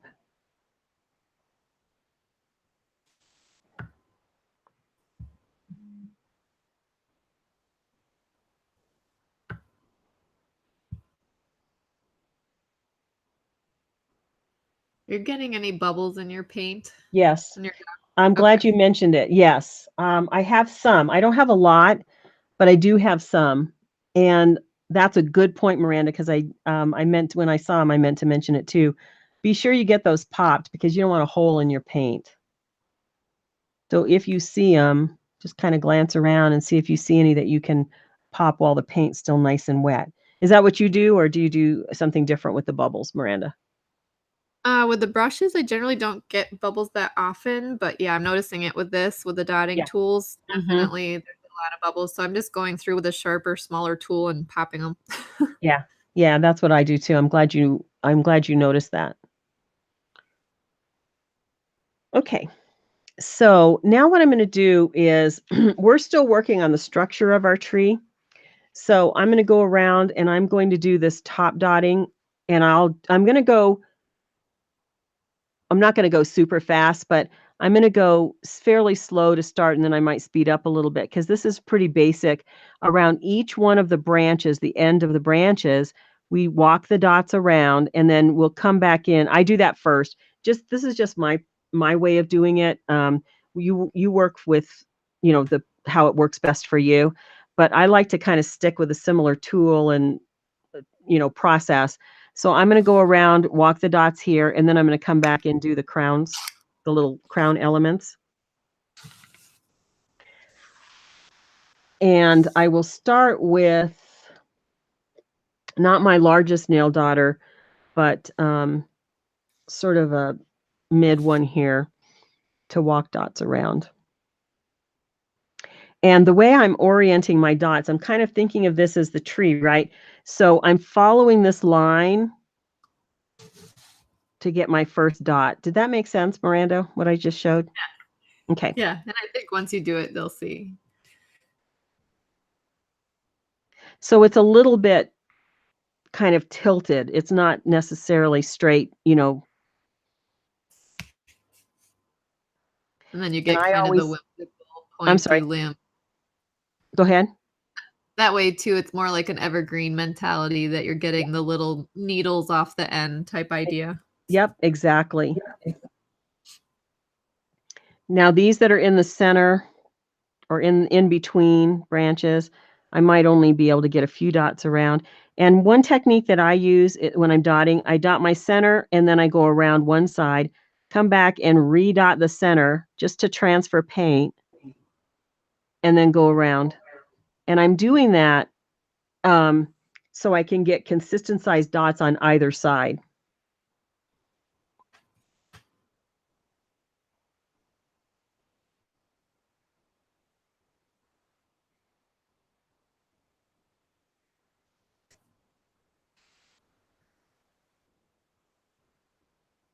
I never thought to do that. That's actually a good trick. Sometimes I'll just drop a little bit of paint off somewhere else on the canvas or on a palette if I have too much.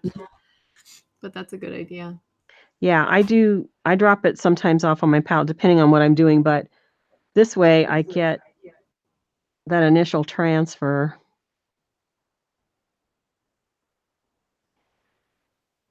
See, this is really starting to come together now when we're starting to add these additional elements. Yeah, it really starts to fill in nicely. Yep.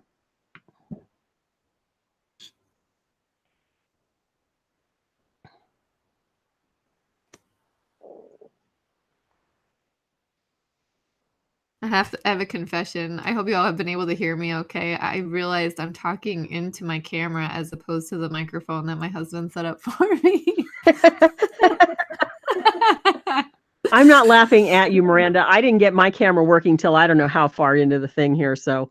I'm laughing at me, but I just realized I was doing it again, going, what am I? That's not even the microphone. What am I doing? Oh my gosh. Told you, sometimes maybe I'm not so good at the walking and chewing gum type mentality. Too many things at once. Hmm. They're asking for the bacon recipe again. Do you mind if we list it on this one too? We can just put it in Oh the yeah, description. no, for sure. We've got to have our bacon. What is it? Is it candy bacon? Candy bacon, bacon candy, spicy bacon, whatever you want to call it. Spicy bacon twists. Whatever it is, it sounds delicious. It really is yummy.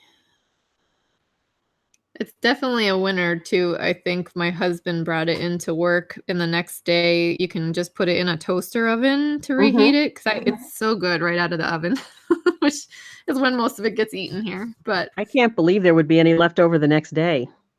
no, I'll have to say that the places we brought it to were very lucky it made it there this year. I try to only keep it like we make it Thanksgiving and Christmas, so that we go most of the year without it, so that we don't overdo it. Yeah. But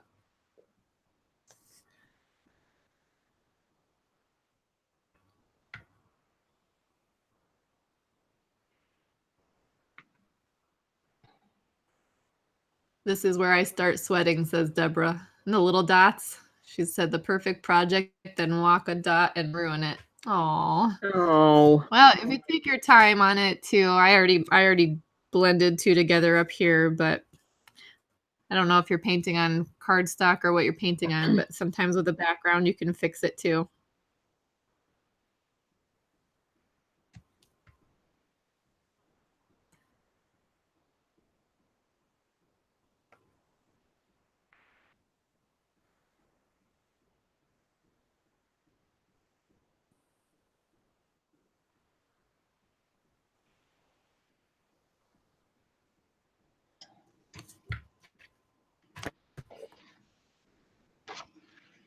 Yeah, see, I think it really makes a difference to add those dots.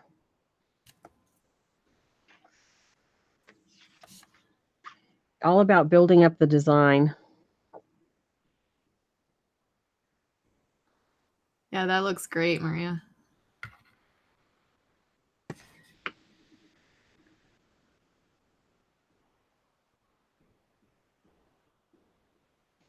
Did you just use the dotting tool? You are, okay.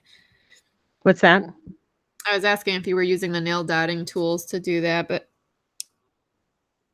Yeah. I'm having trouble with the strings. I can't go very quickly.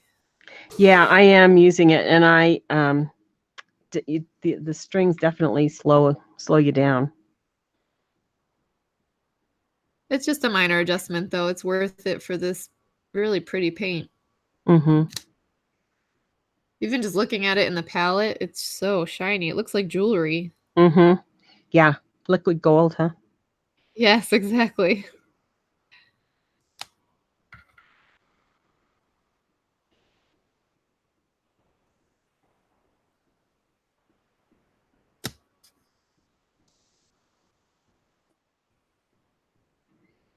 Miranda, do you travel at the holidays since your family's east, or how do you? We used to. Over the past few years, though, we've been trying to readjust our schedule to go in the off season instead. We have spent years where we spent more time sitting in traffic on the interstate or accidents or stuck in the snow. So we decided to kind of readjust. So we go out in the summer for 2 weeks and then try to do like a spring break time too.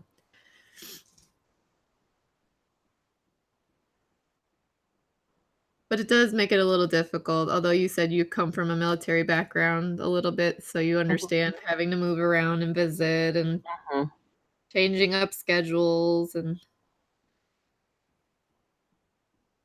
when we were in the military, it was a lot more difficult just because we were in North Carolina and we were in California, and it's a long Is this long flight.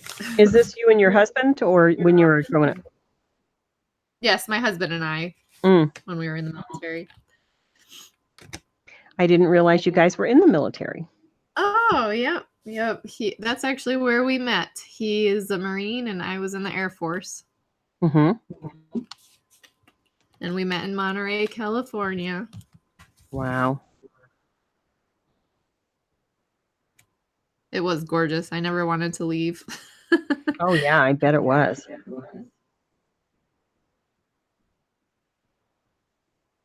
Plus, I'm obsessed with the ocean, so I or am water too. in general. Yep.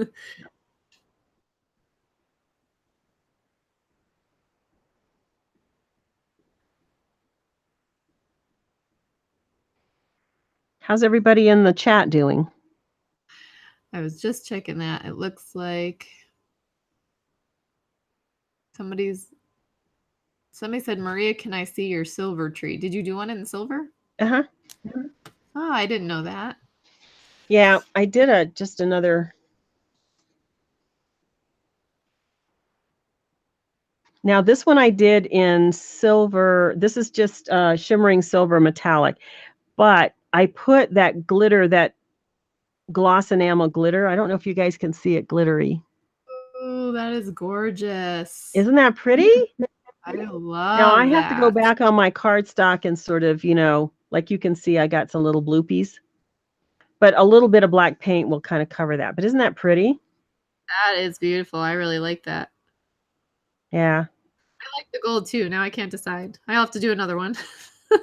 Yeah, I actually want to do one more with just a bunch of bright colors.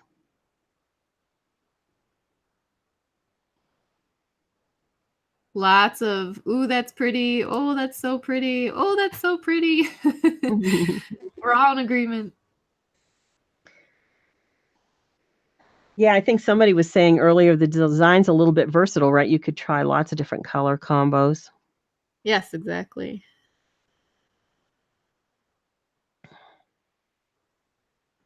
Love the silver. Beautiful, Maria. Very pretty.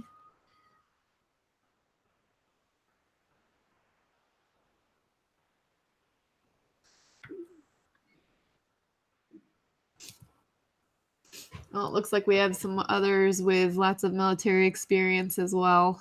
Mm. Deborah says she's an hour from Yosemite, so about 4 from Monterey.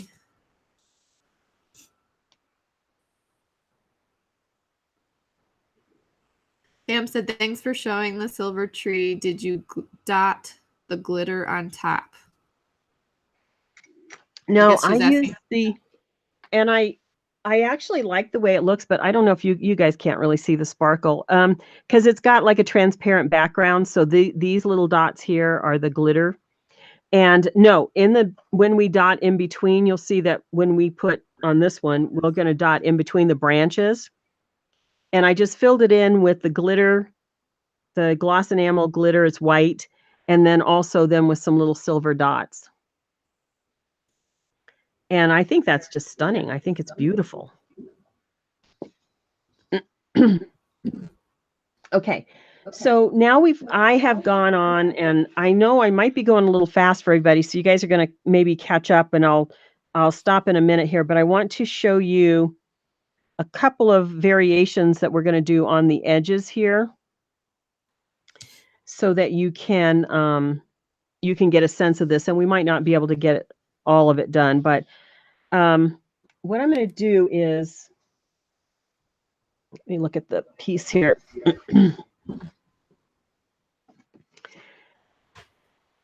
Do you see that some of these have small dots and then some of them have larger dots there? And I just alternated, again, going, as Miranda said, for that kind of pine look where the branches are spiky. So we'll just add a couple of little dots here and then alternate on the extended branches with these larger ones. And I'll show that now, and then we can move on with those elements. So for this top one, I'm just going to actually do a little bit like that.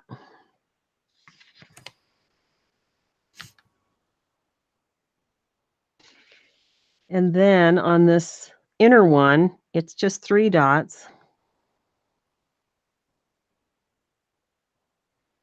Little triangle there, and then we'll move it out one more. Can you guys see that?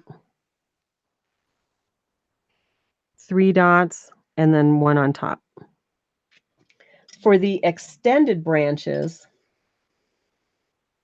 I actually use the G6 4mm, and it's the same pattern.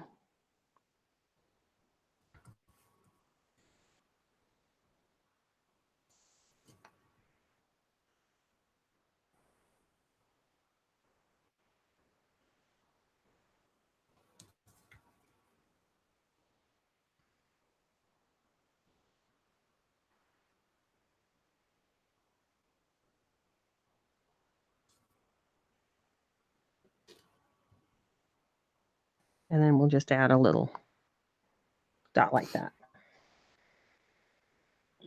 So let me make sure everybody can see that okay.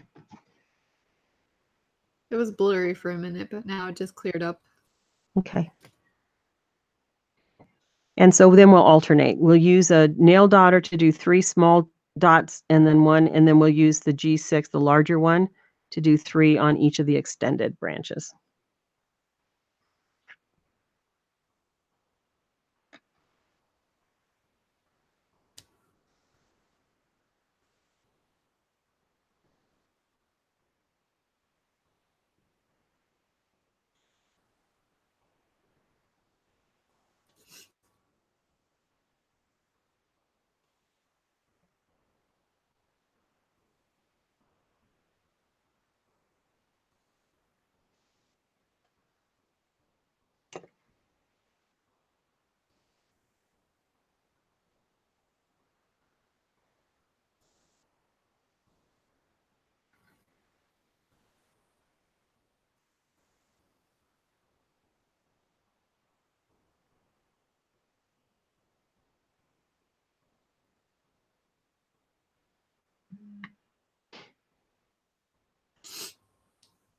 There.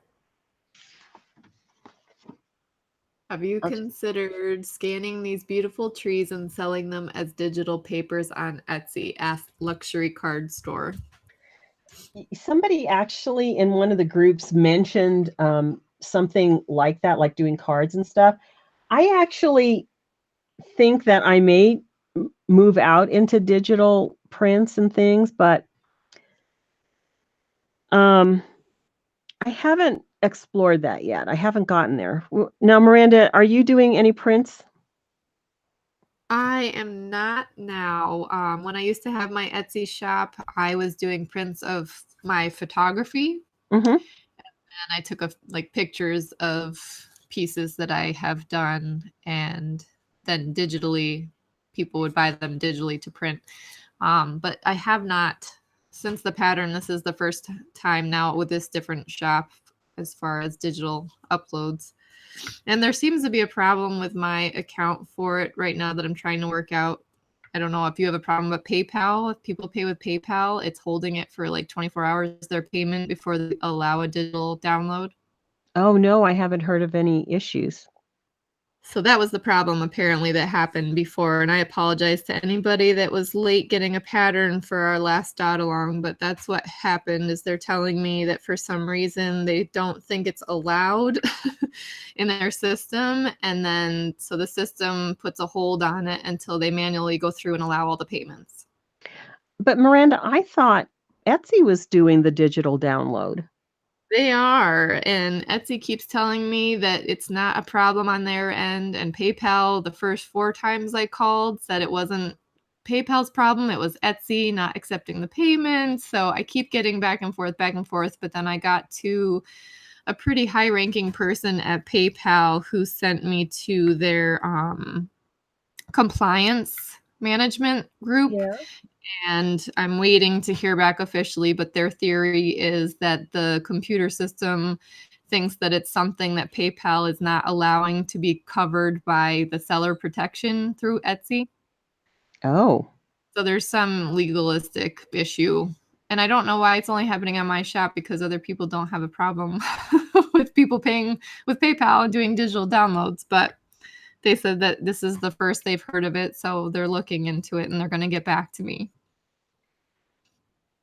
Well, that's a bummer. I guess I'm going to have to go look and see, because I didn't really notice what method people were using, But I haven't heard of anybody not being able to get their downloads, so.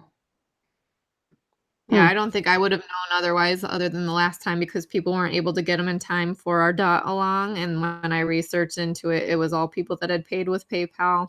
Huh.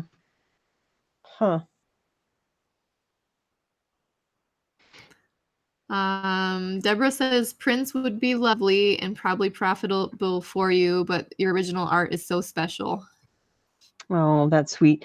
Yeah, I don't know. I've thought about it, and I may at some point do that. I would like to. I don't know. I'm experimenting with all kinds of things.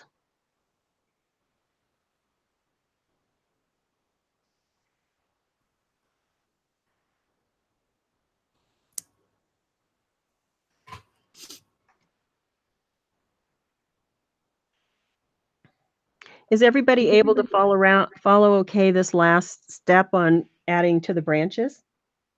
Anyone struggling with that or want to slow down? Beverly says the focus is going in and out. Is anybody else having any problems?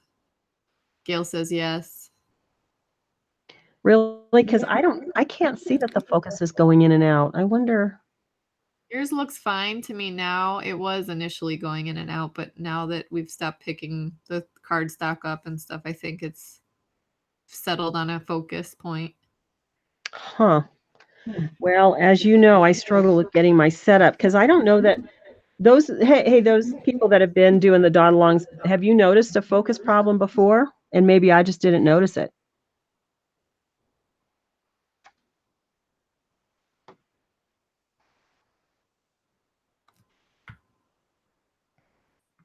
Diane says yes, losing focus from time to time, but I don't know if she means our initial conversation with this. I'm going to have to work on that. Edith, yes, you can still get the pattern for this tree at, what is your Etsy, Sweet Willow Designs? Yeah. And she'll have the link probably right here in her dot along event listed below. You can just click on the Etsy link for Sweet Willow Designs. Yeah, when the video processes, I'll add some details from Miranda's store and mine too, so you guys can pick up the patterns if you like.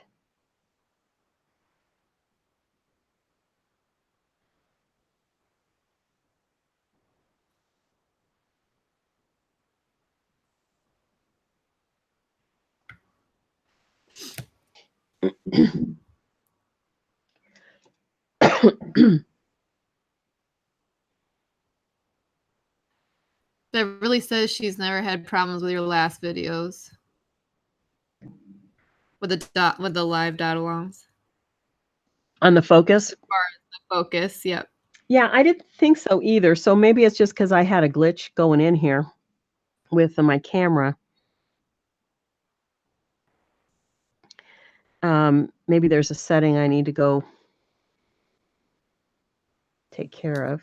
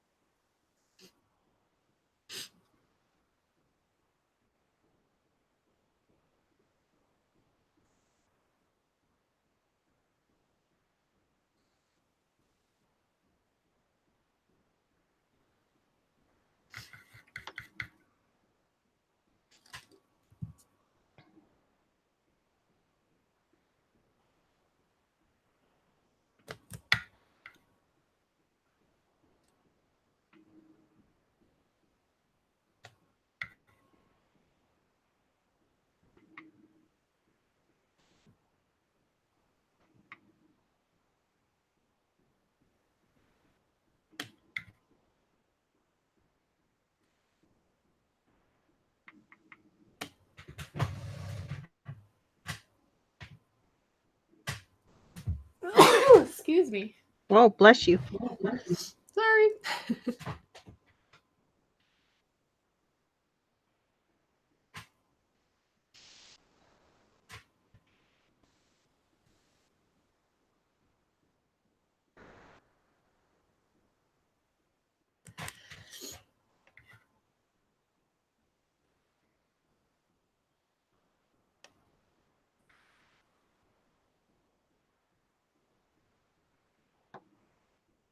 Okay, I'm going to refresh Carol my Simmons paint. says, oops, sorry. Go ahead. I was just going to say, Carol Simmons is saying PayPal must be holding up her purchase right now. And when she purchased one, it held up for a day. Well, that's a bummer.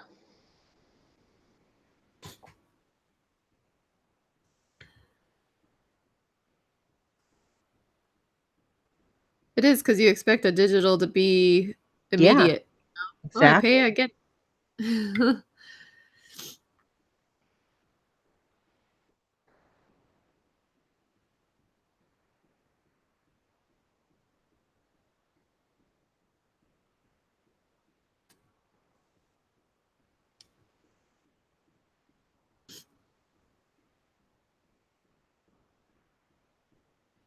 Oh, I just glooped everywhere.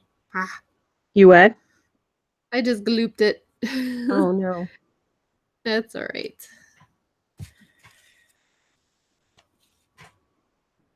Nothing a little black paint can't help.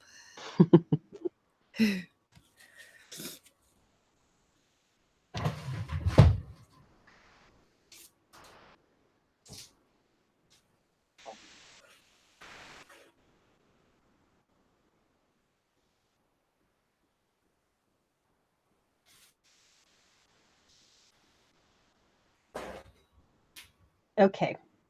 I finished adding those elements, but I'm going to take a pause here for just a minute and let you look at this and then see how you all are progressing. Maybe you can, in the chat, say how you're moving along, if you're keeping up, or do I need to slow down?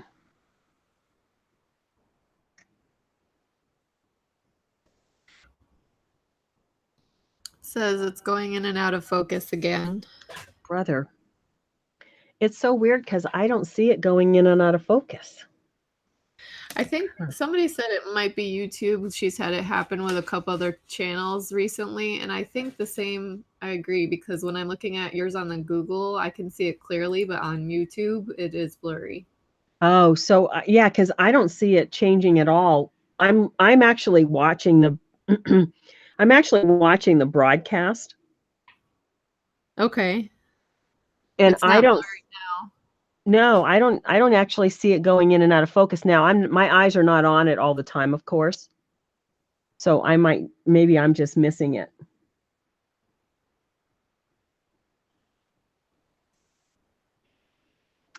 That's a shame. I'm going to have to look at the replay and see how much out of focus there is. Oh yeah, I didn't even think about that. Okay, so I think we're ready to move on to the to finish up and add our topper. So I'm going to do that. And I want to show it to you first. So here's what it looks like. And you can see we go up, we have a center dot, and then we have 6 main spokes, and then some little intermediate, some of these little minor spokes in between. So the way to get a nice placement on this is not to start with this dot, right? Not to start with that center dot, but to work your way up. So I'll start kind of here, and then I'll move my way up to put this dot, and then I'll be able to put the rest of them around a little bit more easily. So let me show you that.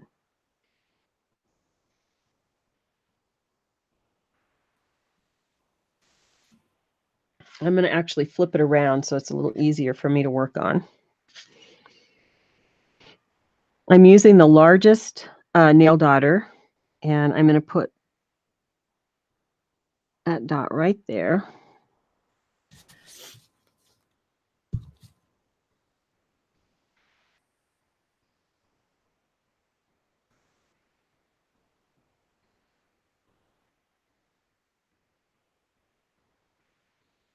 I'm going to use the H8 5mm.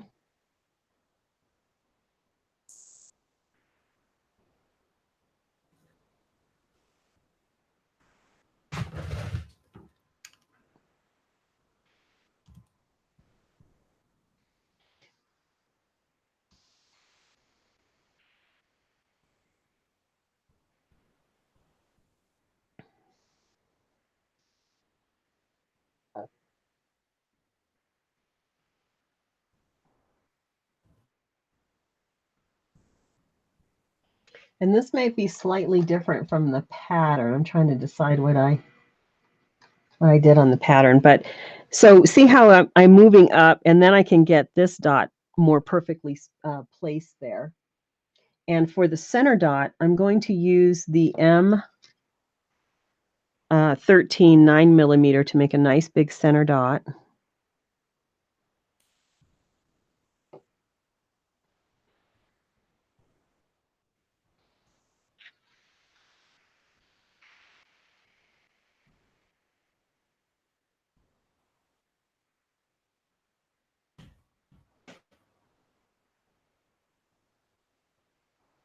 That actually wasn't a very nice dot. Let me go over it.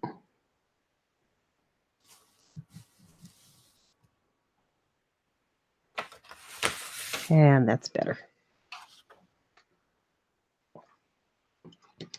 And now what I can do is I can keep moving. I'll do this top one here.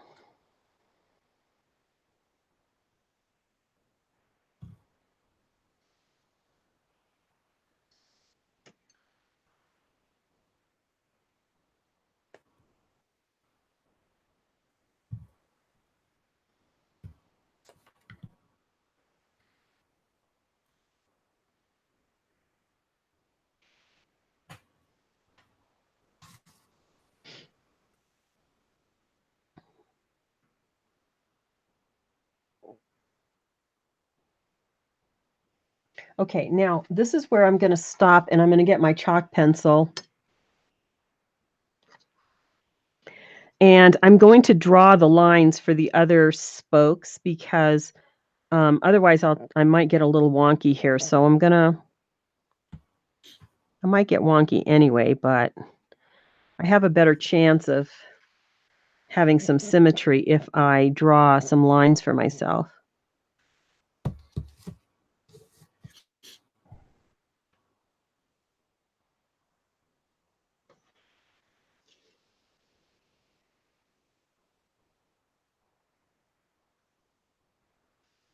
Okay, so I've just put some little marks for myself to give a little orientation.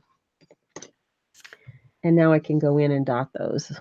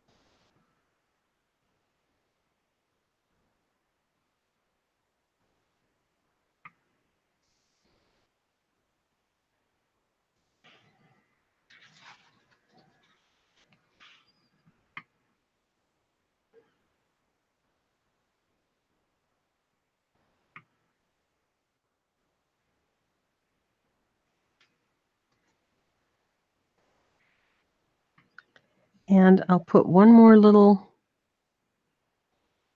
smaller dot at the end of each one of those to just extend it a little bit further.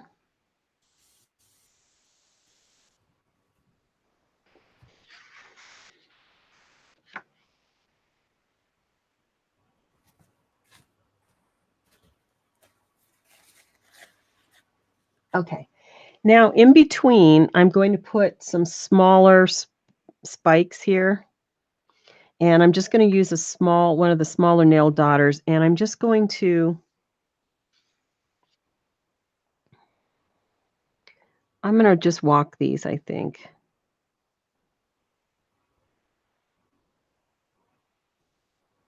And I'm walking out 5.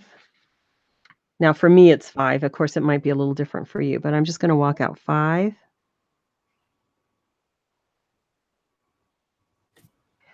Small dots. It might be hard to see on camera because these are really small. Yeah, they are saying that. They're asking for a close-up at the end when you're done. Yeah, I'll go back and show you all.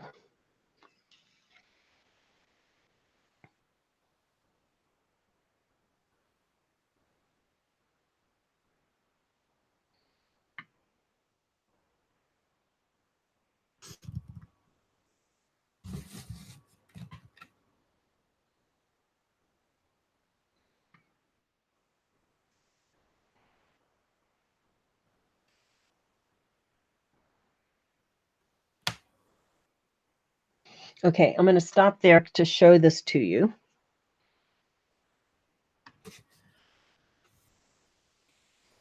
Can you see that? So I've got my main spokes, and then in between, I've just walked out 5 dots, 5 little teeny dots. Can you guys say if you can see that okay? They're saying yes. Okay, I can good. see it. Good. And then at the end of that, I'm going to put a little detail on the end. And I'm going to just do, with the largest nail daughter that I have, that little 3 dot.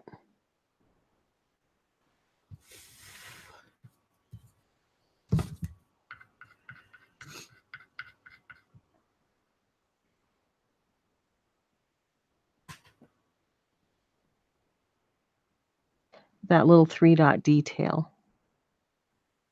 And I'll go back in and add 1 small dot on top of that just to finish it.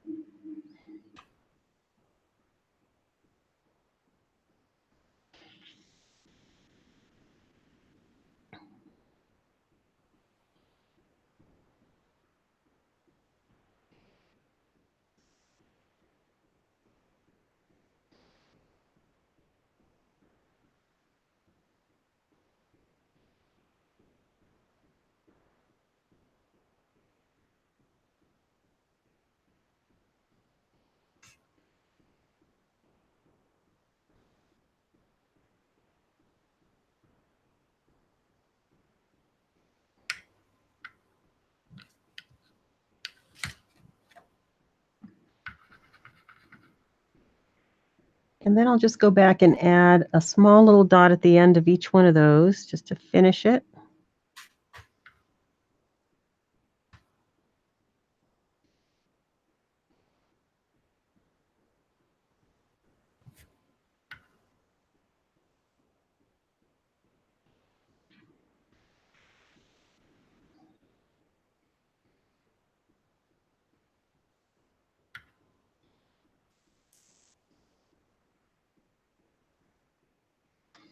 And let me show you what that looks like. And that's the topper. Now, if you wanted to, you could make this topper a little bit bigger just by changing the size of like these dots on each one of these spokes. You could extend the spokes a little bit if you wanted to and make the dots a little bit bigger. But I think that's really pretty. Can you guys see how that's coming along?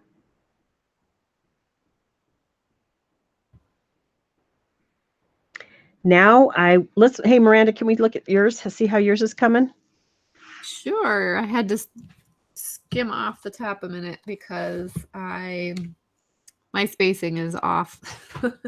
So I just painted it over black and restarted it here, but I get thrown off if I don't start the mandala mentality with a center dot.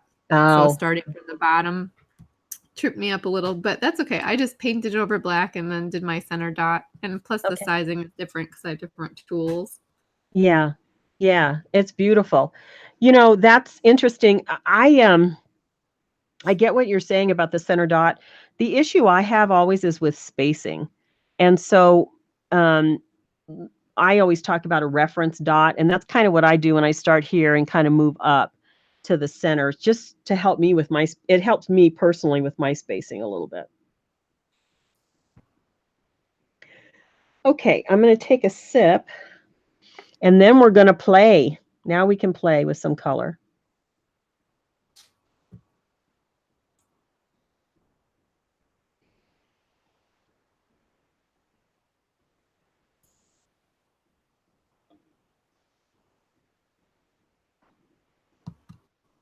So we've got our basic structure. And now we're going to finish it up by adding these colors. And I used 2 colors as sort of the ornaments to sort of fill in here. I used a metallic a color called berry, and then the other is called teal. So these are just the DecoArt Dazzling metallics in teal and berry. And of course, you could use any colors that you like. And I'm just using the metallic just for the sheen, but you know, if you're going to put a varnish or something like that to give it the shine at the end, I think that would be really pretty. And then you could use any colors that you wanted to use. So I'm going to go ahead and get my paint out. How's everybody doing? Are you guys keeping up okay?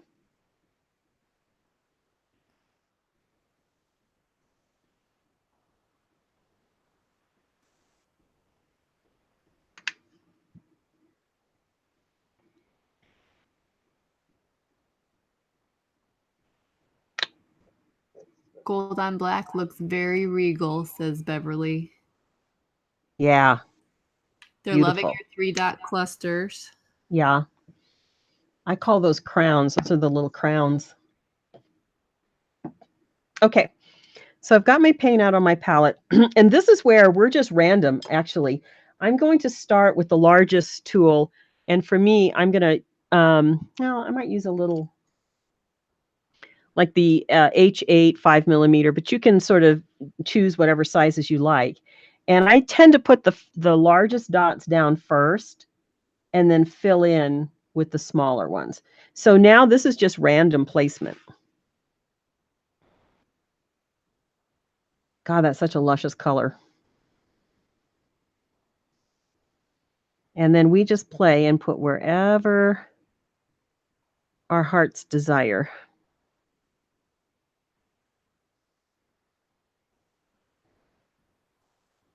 And we're going to kind of fill this in quite a lot.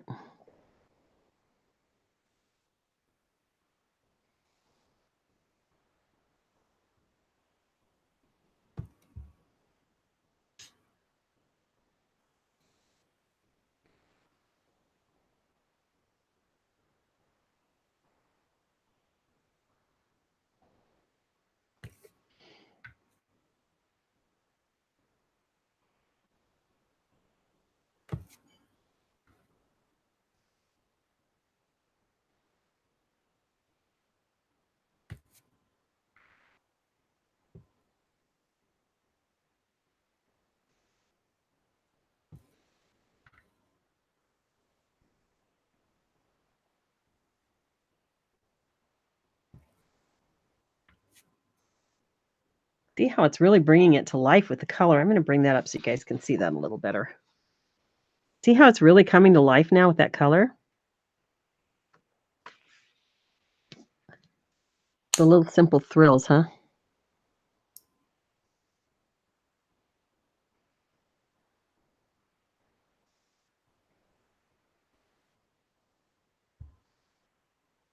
Deborah's asking if you find that the metallics separate.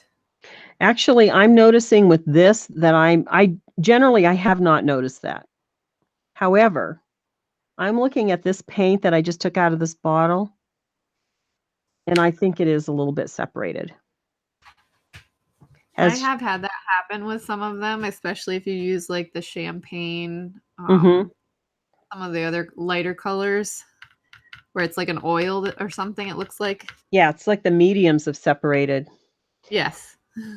I haven't noticed it until this time around. This is a brand new bottle of paint, and I'm wondering if maybe I didn't shake it enough, but I haven't noticed it in the past. Beverly, do you, I mean, do do you see that happen a lot?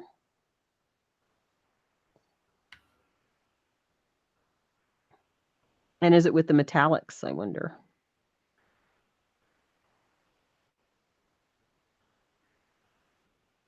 I noticed with the crafters acrylics from Mhm. DecoArt that I had, maybe I like I was saying before, a lot of the colors are retired. So they were separated when I bought them at the mom and pop craft shop around here. But well, if you shake them, they still work pretty well. Mhm.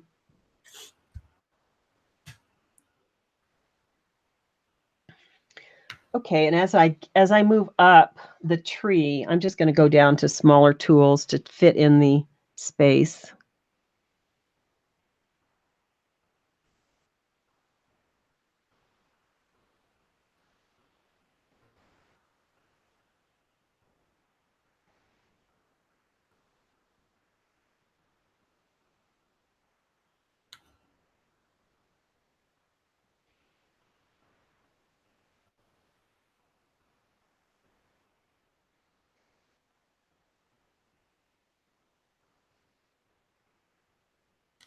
Okay, I've put quite a bit of berry down. And I'm now going to go in and do the same thing with the larger tool with the teal, just to get those large dots in.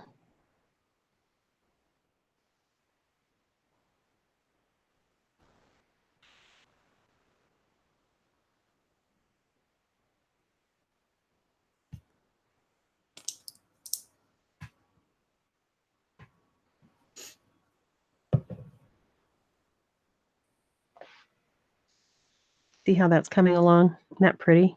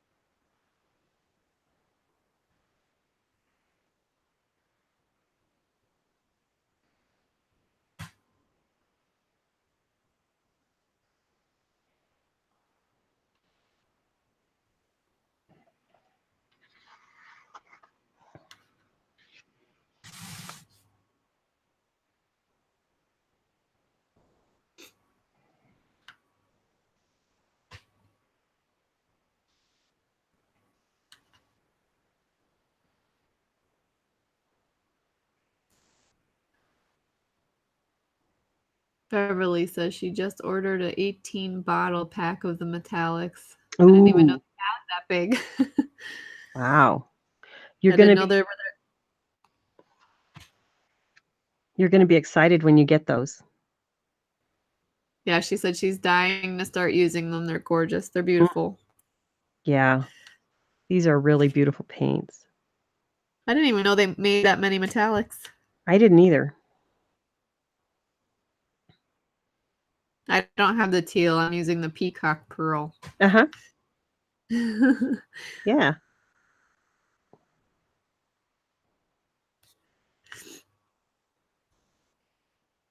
Okay, and now that I've got sort of my main big dots down,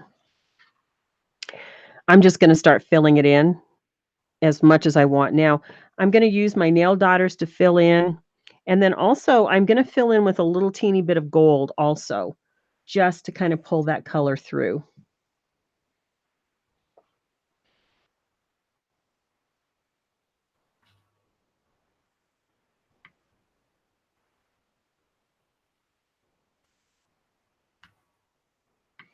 And just like when we walk the dots, we can put down more than one dot with, each load of paint, and they'll get progressively smaller.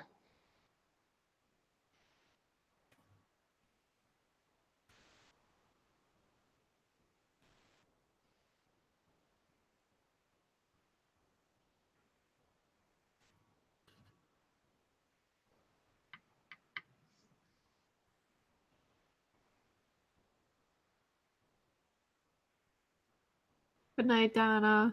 Donna's leaving. She said her battery's too low. Uh-oh, bye, Donna. We've been on here a long time, actually. I was just noticing, is it really 8:30? 10:30 my time. Oh my gosh. Oh, We're almost done. it's fine. We're doing great.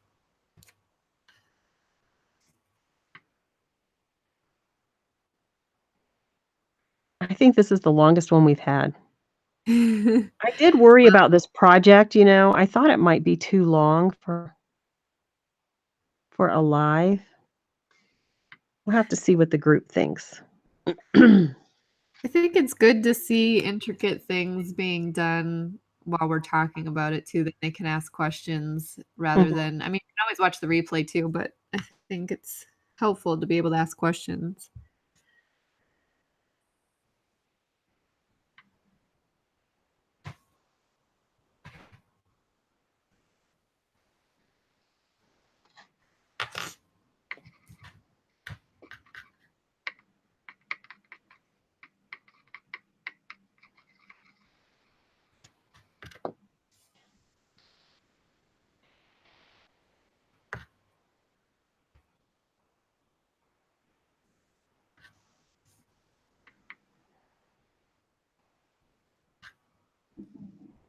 And with this step, you can fill in as much as you like or leave it more open.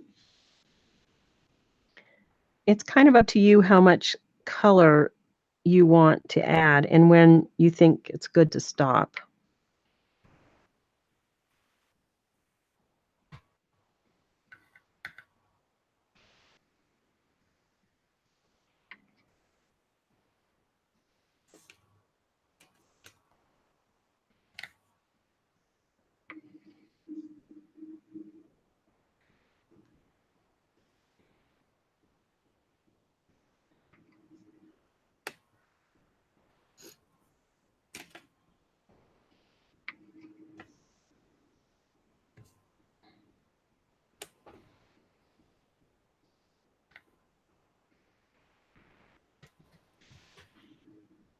Daria says you guys are doing great. It's great spending so much time with you all. Jeannie says, yes, I'm loving this. Such a great time. Oh, that's good. I'm glad. I enjoy these. I think I was nervous to do lives, Miranda. But it's really nice to have the group to interact with. I agree. It was pretty nerve-wracking at first. I was sweaty palm the first night. Oh, yeah. I have sweaty palms every time we start, but I still like it. Yeah, it's exciting. It's more excitement, I guess, than nerves, I guess I want to say, but it is so much fun.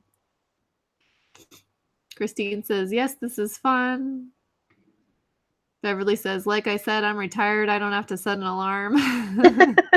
She can stay up till midnight. Go wild and crazy and stay up till midnight. One of the gals left the last time at 2 a.m. at the last video. Oh my heavens.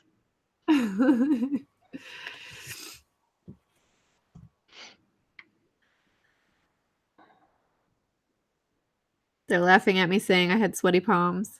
Yeah.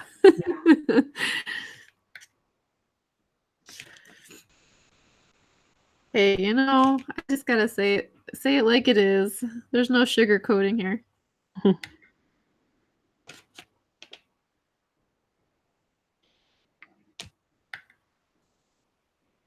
How's everybody liking applying the color? Isn't this fun? This is a fun step.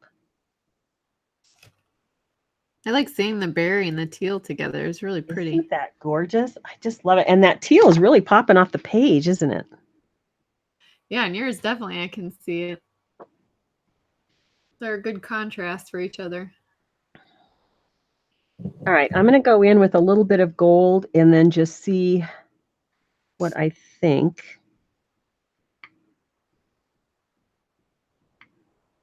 A little slower with the gold just because of the sticky.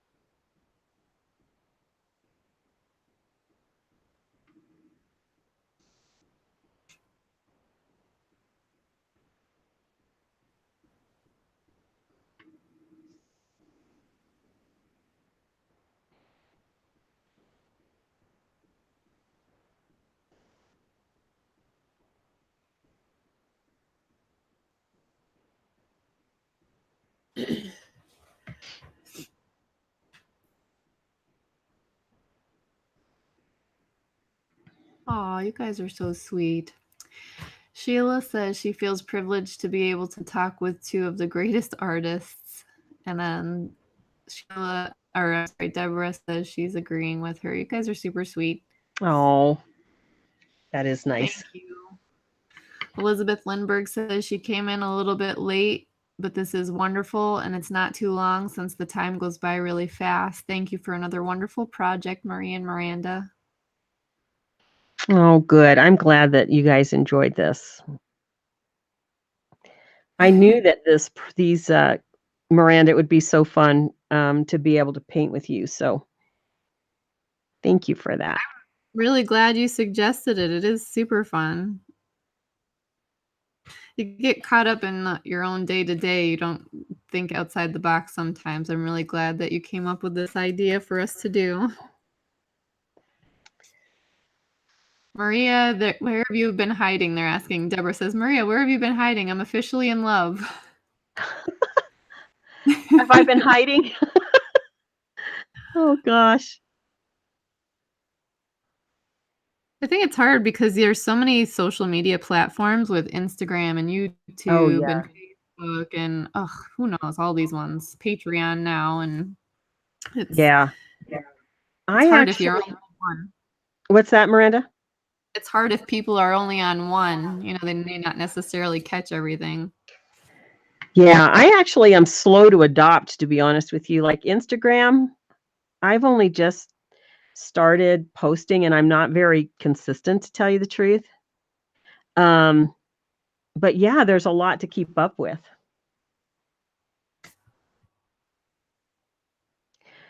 Okay, I'm coming to the point where I'm going to step back here and see if I feel like I have enough.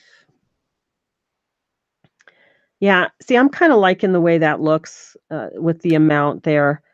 I might give it a little bit of time to sort of step back and look at it a little bit more at some point and say, do I want to add anything else? There's a couple of more elements I'd like to add right here in the topper in this blank space. I'm going to add a little bit of the color, and I'm just going to kind of go around the sort of shape here.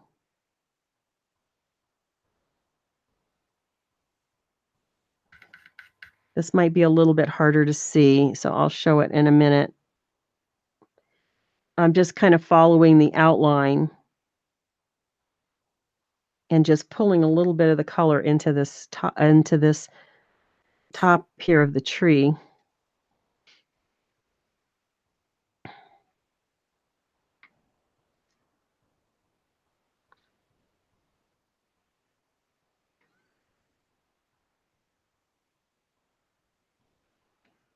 And just kind of following the shape of the branch. And that'll give it a nice little finishing, and it'll fill in some of the space there.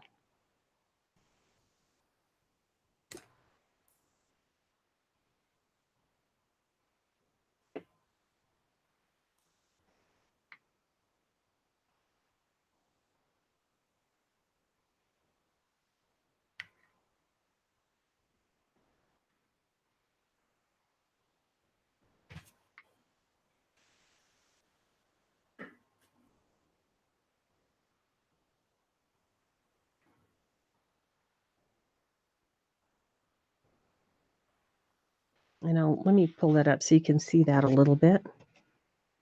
It might be hard to see. Can you see that it's got a little bit of that that berry? And now I'm going to go in and just add a few drops of teal just to pull it together to the rest of the piece here. Beverly says, wow, that is so beautiful. Oh, thank you. I think this one I like too. I think it turned out nicely. So I just added a couple little drops of teal to sort of pull that together. And then I'm noticing something, and I was looking at my pattern. I think the tree stump is not balanced enough, so I'm going to add just a little bit more here, a couple more dots, just to balance it a little bit. What's that? I just did the same on mine because I feel like my design got pushed too far up on the canvas, and there was a lot of blank space on the bottom. Yeah, I just need to balance this a little bit. And that will make me feel better. Okay. See, I think that looks a little better. What do you guys think? See, it feels a little bit more like it's got a little bit more weight there. Okay. The last step is to top dot. Now, I'm going to bring out the other piece here. I used a green, and this is actually a metallic. This is Festive green metallic. And I'll have to confess that I don't actually know where my Festive Green Metallic is right now for some reason. So I'm going to use a regular Festive Green. And just to show you, and then I will top dot every single one except the little nail dot or small ones in here in the center part of the tree. I won't top dot those. But the larger dots, I will top dot with green. I didn't put anything on the outside, but you could certainly decide if you wanted to put anything there. And then for the topper, to make it more complete, I just top dotted with the berry and the teal to give a little bit, draw some of that color up to the top. And once we have finished the top dotting, that actually completes the project. So let me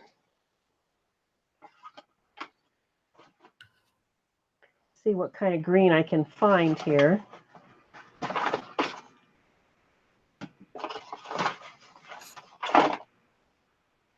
So I have some Festive Green in the regular DecoArt, so I'm going to try that. I'm only going to do a few though because I'm not sure how it's going to look. So let's see. Because I've used metallic everywhere else. I'm not sure I'm going to like that, but we'll give it a try and see what we think. So I'm just going to choose one.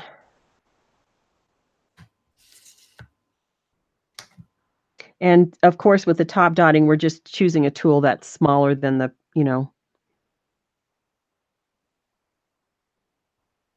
Deborah says, oh no, top dotting. This is another time to sweat.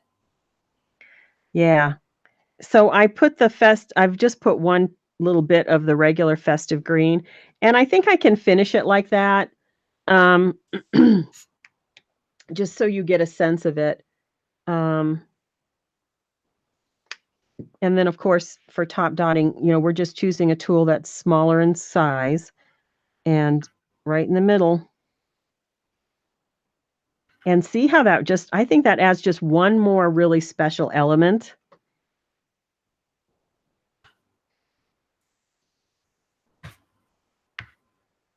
To finish out your look. And of course, you stop wherever you feel comfortable, wherever it makes you happy, and you say, oh, I like that, then that's when you stop. And I sometimes walk away from the piece, Miranda. I don't know what you do. I walk away sometimes and say, oh, I got to think on it a minute and look at it a little bit and see if I feel like it needs anything more. But see, I think that adds one more just pretty element to the piece. Yeah, I do that a lot. I have to walk away, especially when you're up close with something for a while. It starts to feel like maybe you see every little flaw or it looks crooked or you start counting dots. Sometimes I walk away. Sometimes I walk away for days at a time and go back to it later. But yeah, I do. I have walked away before. Even just get up, go get a drink and go to the restroom or something. And yeah. Just step back from it. Yep, exactly. Yeah, I got restroom on the mind. Sorry. I drank too much coffee maybe before this round. And then I'll just keep moving along with different size tools.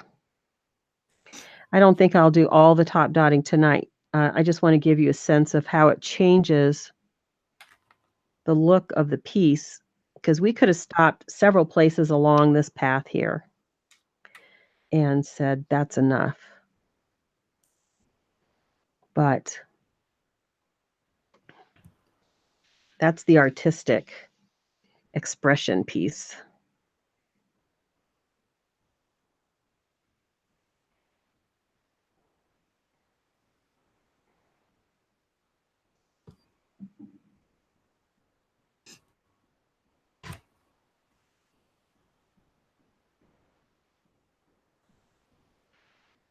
You're loving the green. Yeah, I like it too. I think it really adds a nice little pop. Deborah says she's flabbergasted. It's so lovely. Oh. I'm glad you guys like.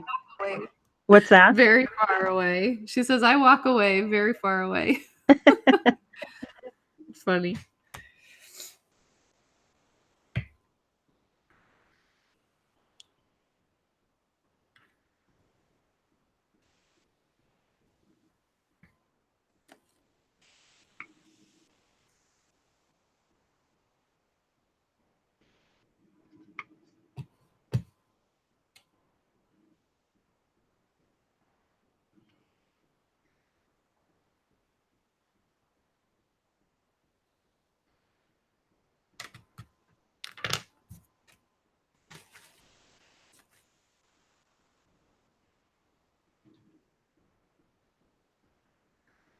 Gil's asking if we can play again sometime.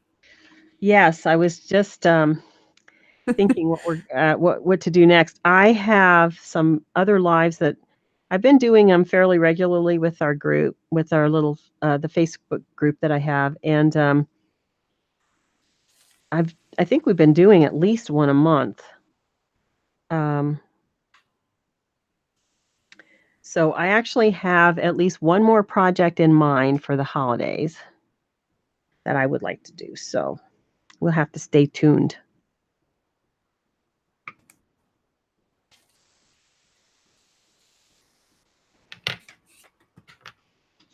Okay, everybody I think should be getting a sense of how that green changes the look as well. And so since I started, I would finish top dotting, each of the branches. As you see, I'm not going all the way into the center. You can if you like.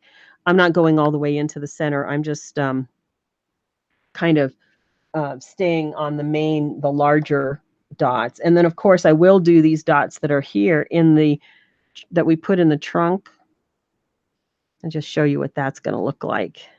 That's a little too big.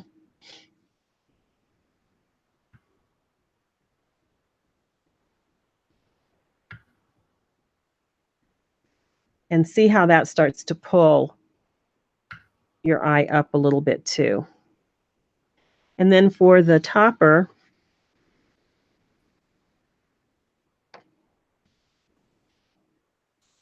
oops. In this little center here, I'll add, get my tool cleaned up. I'll add a little touch of green here. And then for the topper, I'm just going to add the berry and the teal to bring that all together.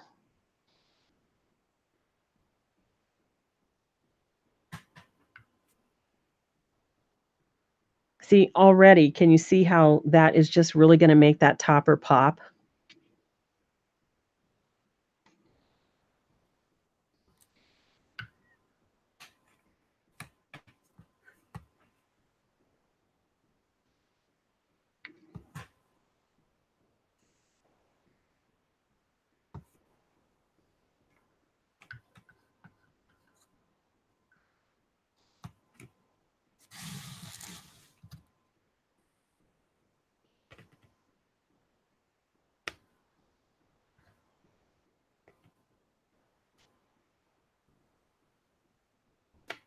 Add a little bit of the teal to balance it.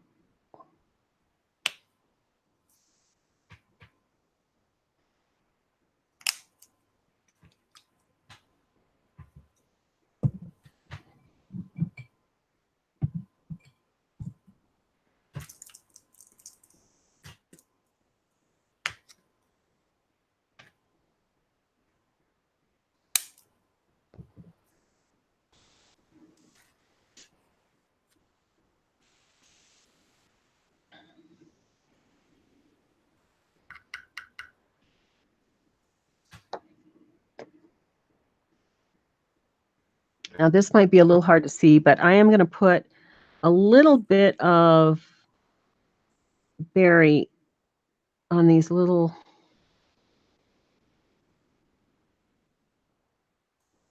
crowns that we put here. And it's hard to see, so I'll bring it up in just a minute. And that will help us.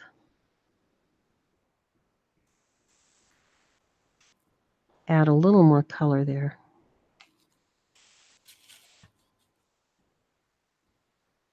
Oops. All of a sudden, I decided I wanted to do a teal instead of a...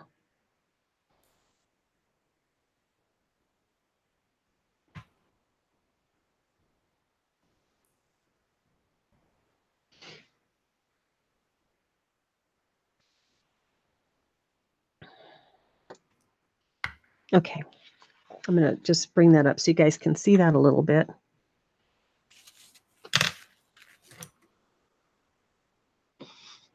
And that really enhances, I think that adding a little pop of color up there really enhances the look.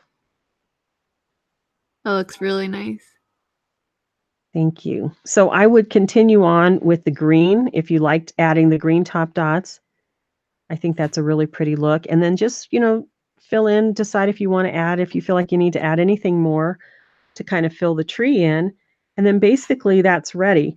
The only other thing I would do is that I'm thinking of doing with mine is I am going to mat, this is cardstock. I'm going to mat it on a gold. I'm going to find, I have actually already found some scrapbook metallic cardstock that will match this, this gold. And I'm going to cut like a, you know, 1/4 inch around and mat it on gold. And I'll show that at some point when I finish that. Mat it on gold and it'll give it a little bit of weight.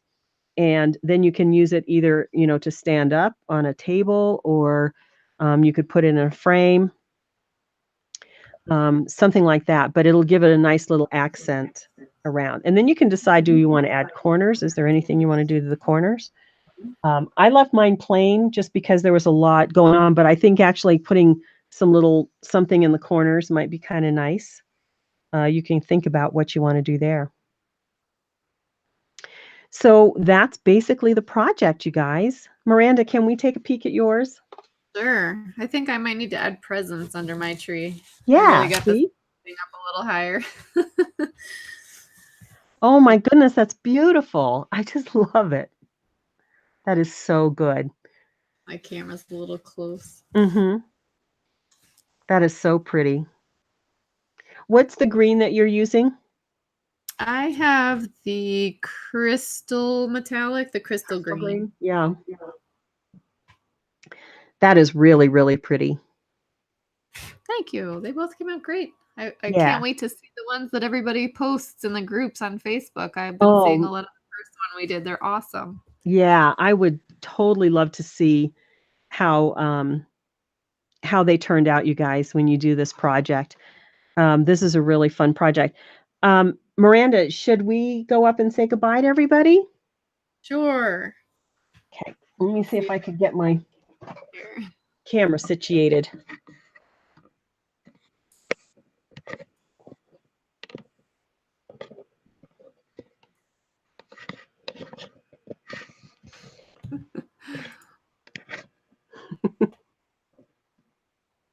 Everyone's still here. No. Yay! We're still awake. Oops. I'm going to lose my mount here. Then I have to hold it. Okay. Hey, thanks, Miranda, for joining. This was so much fun.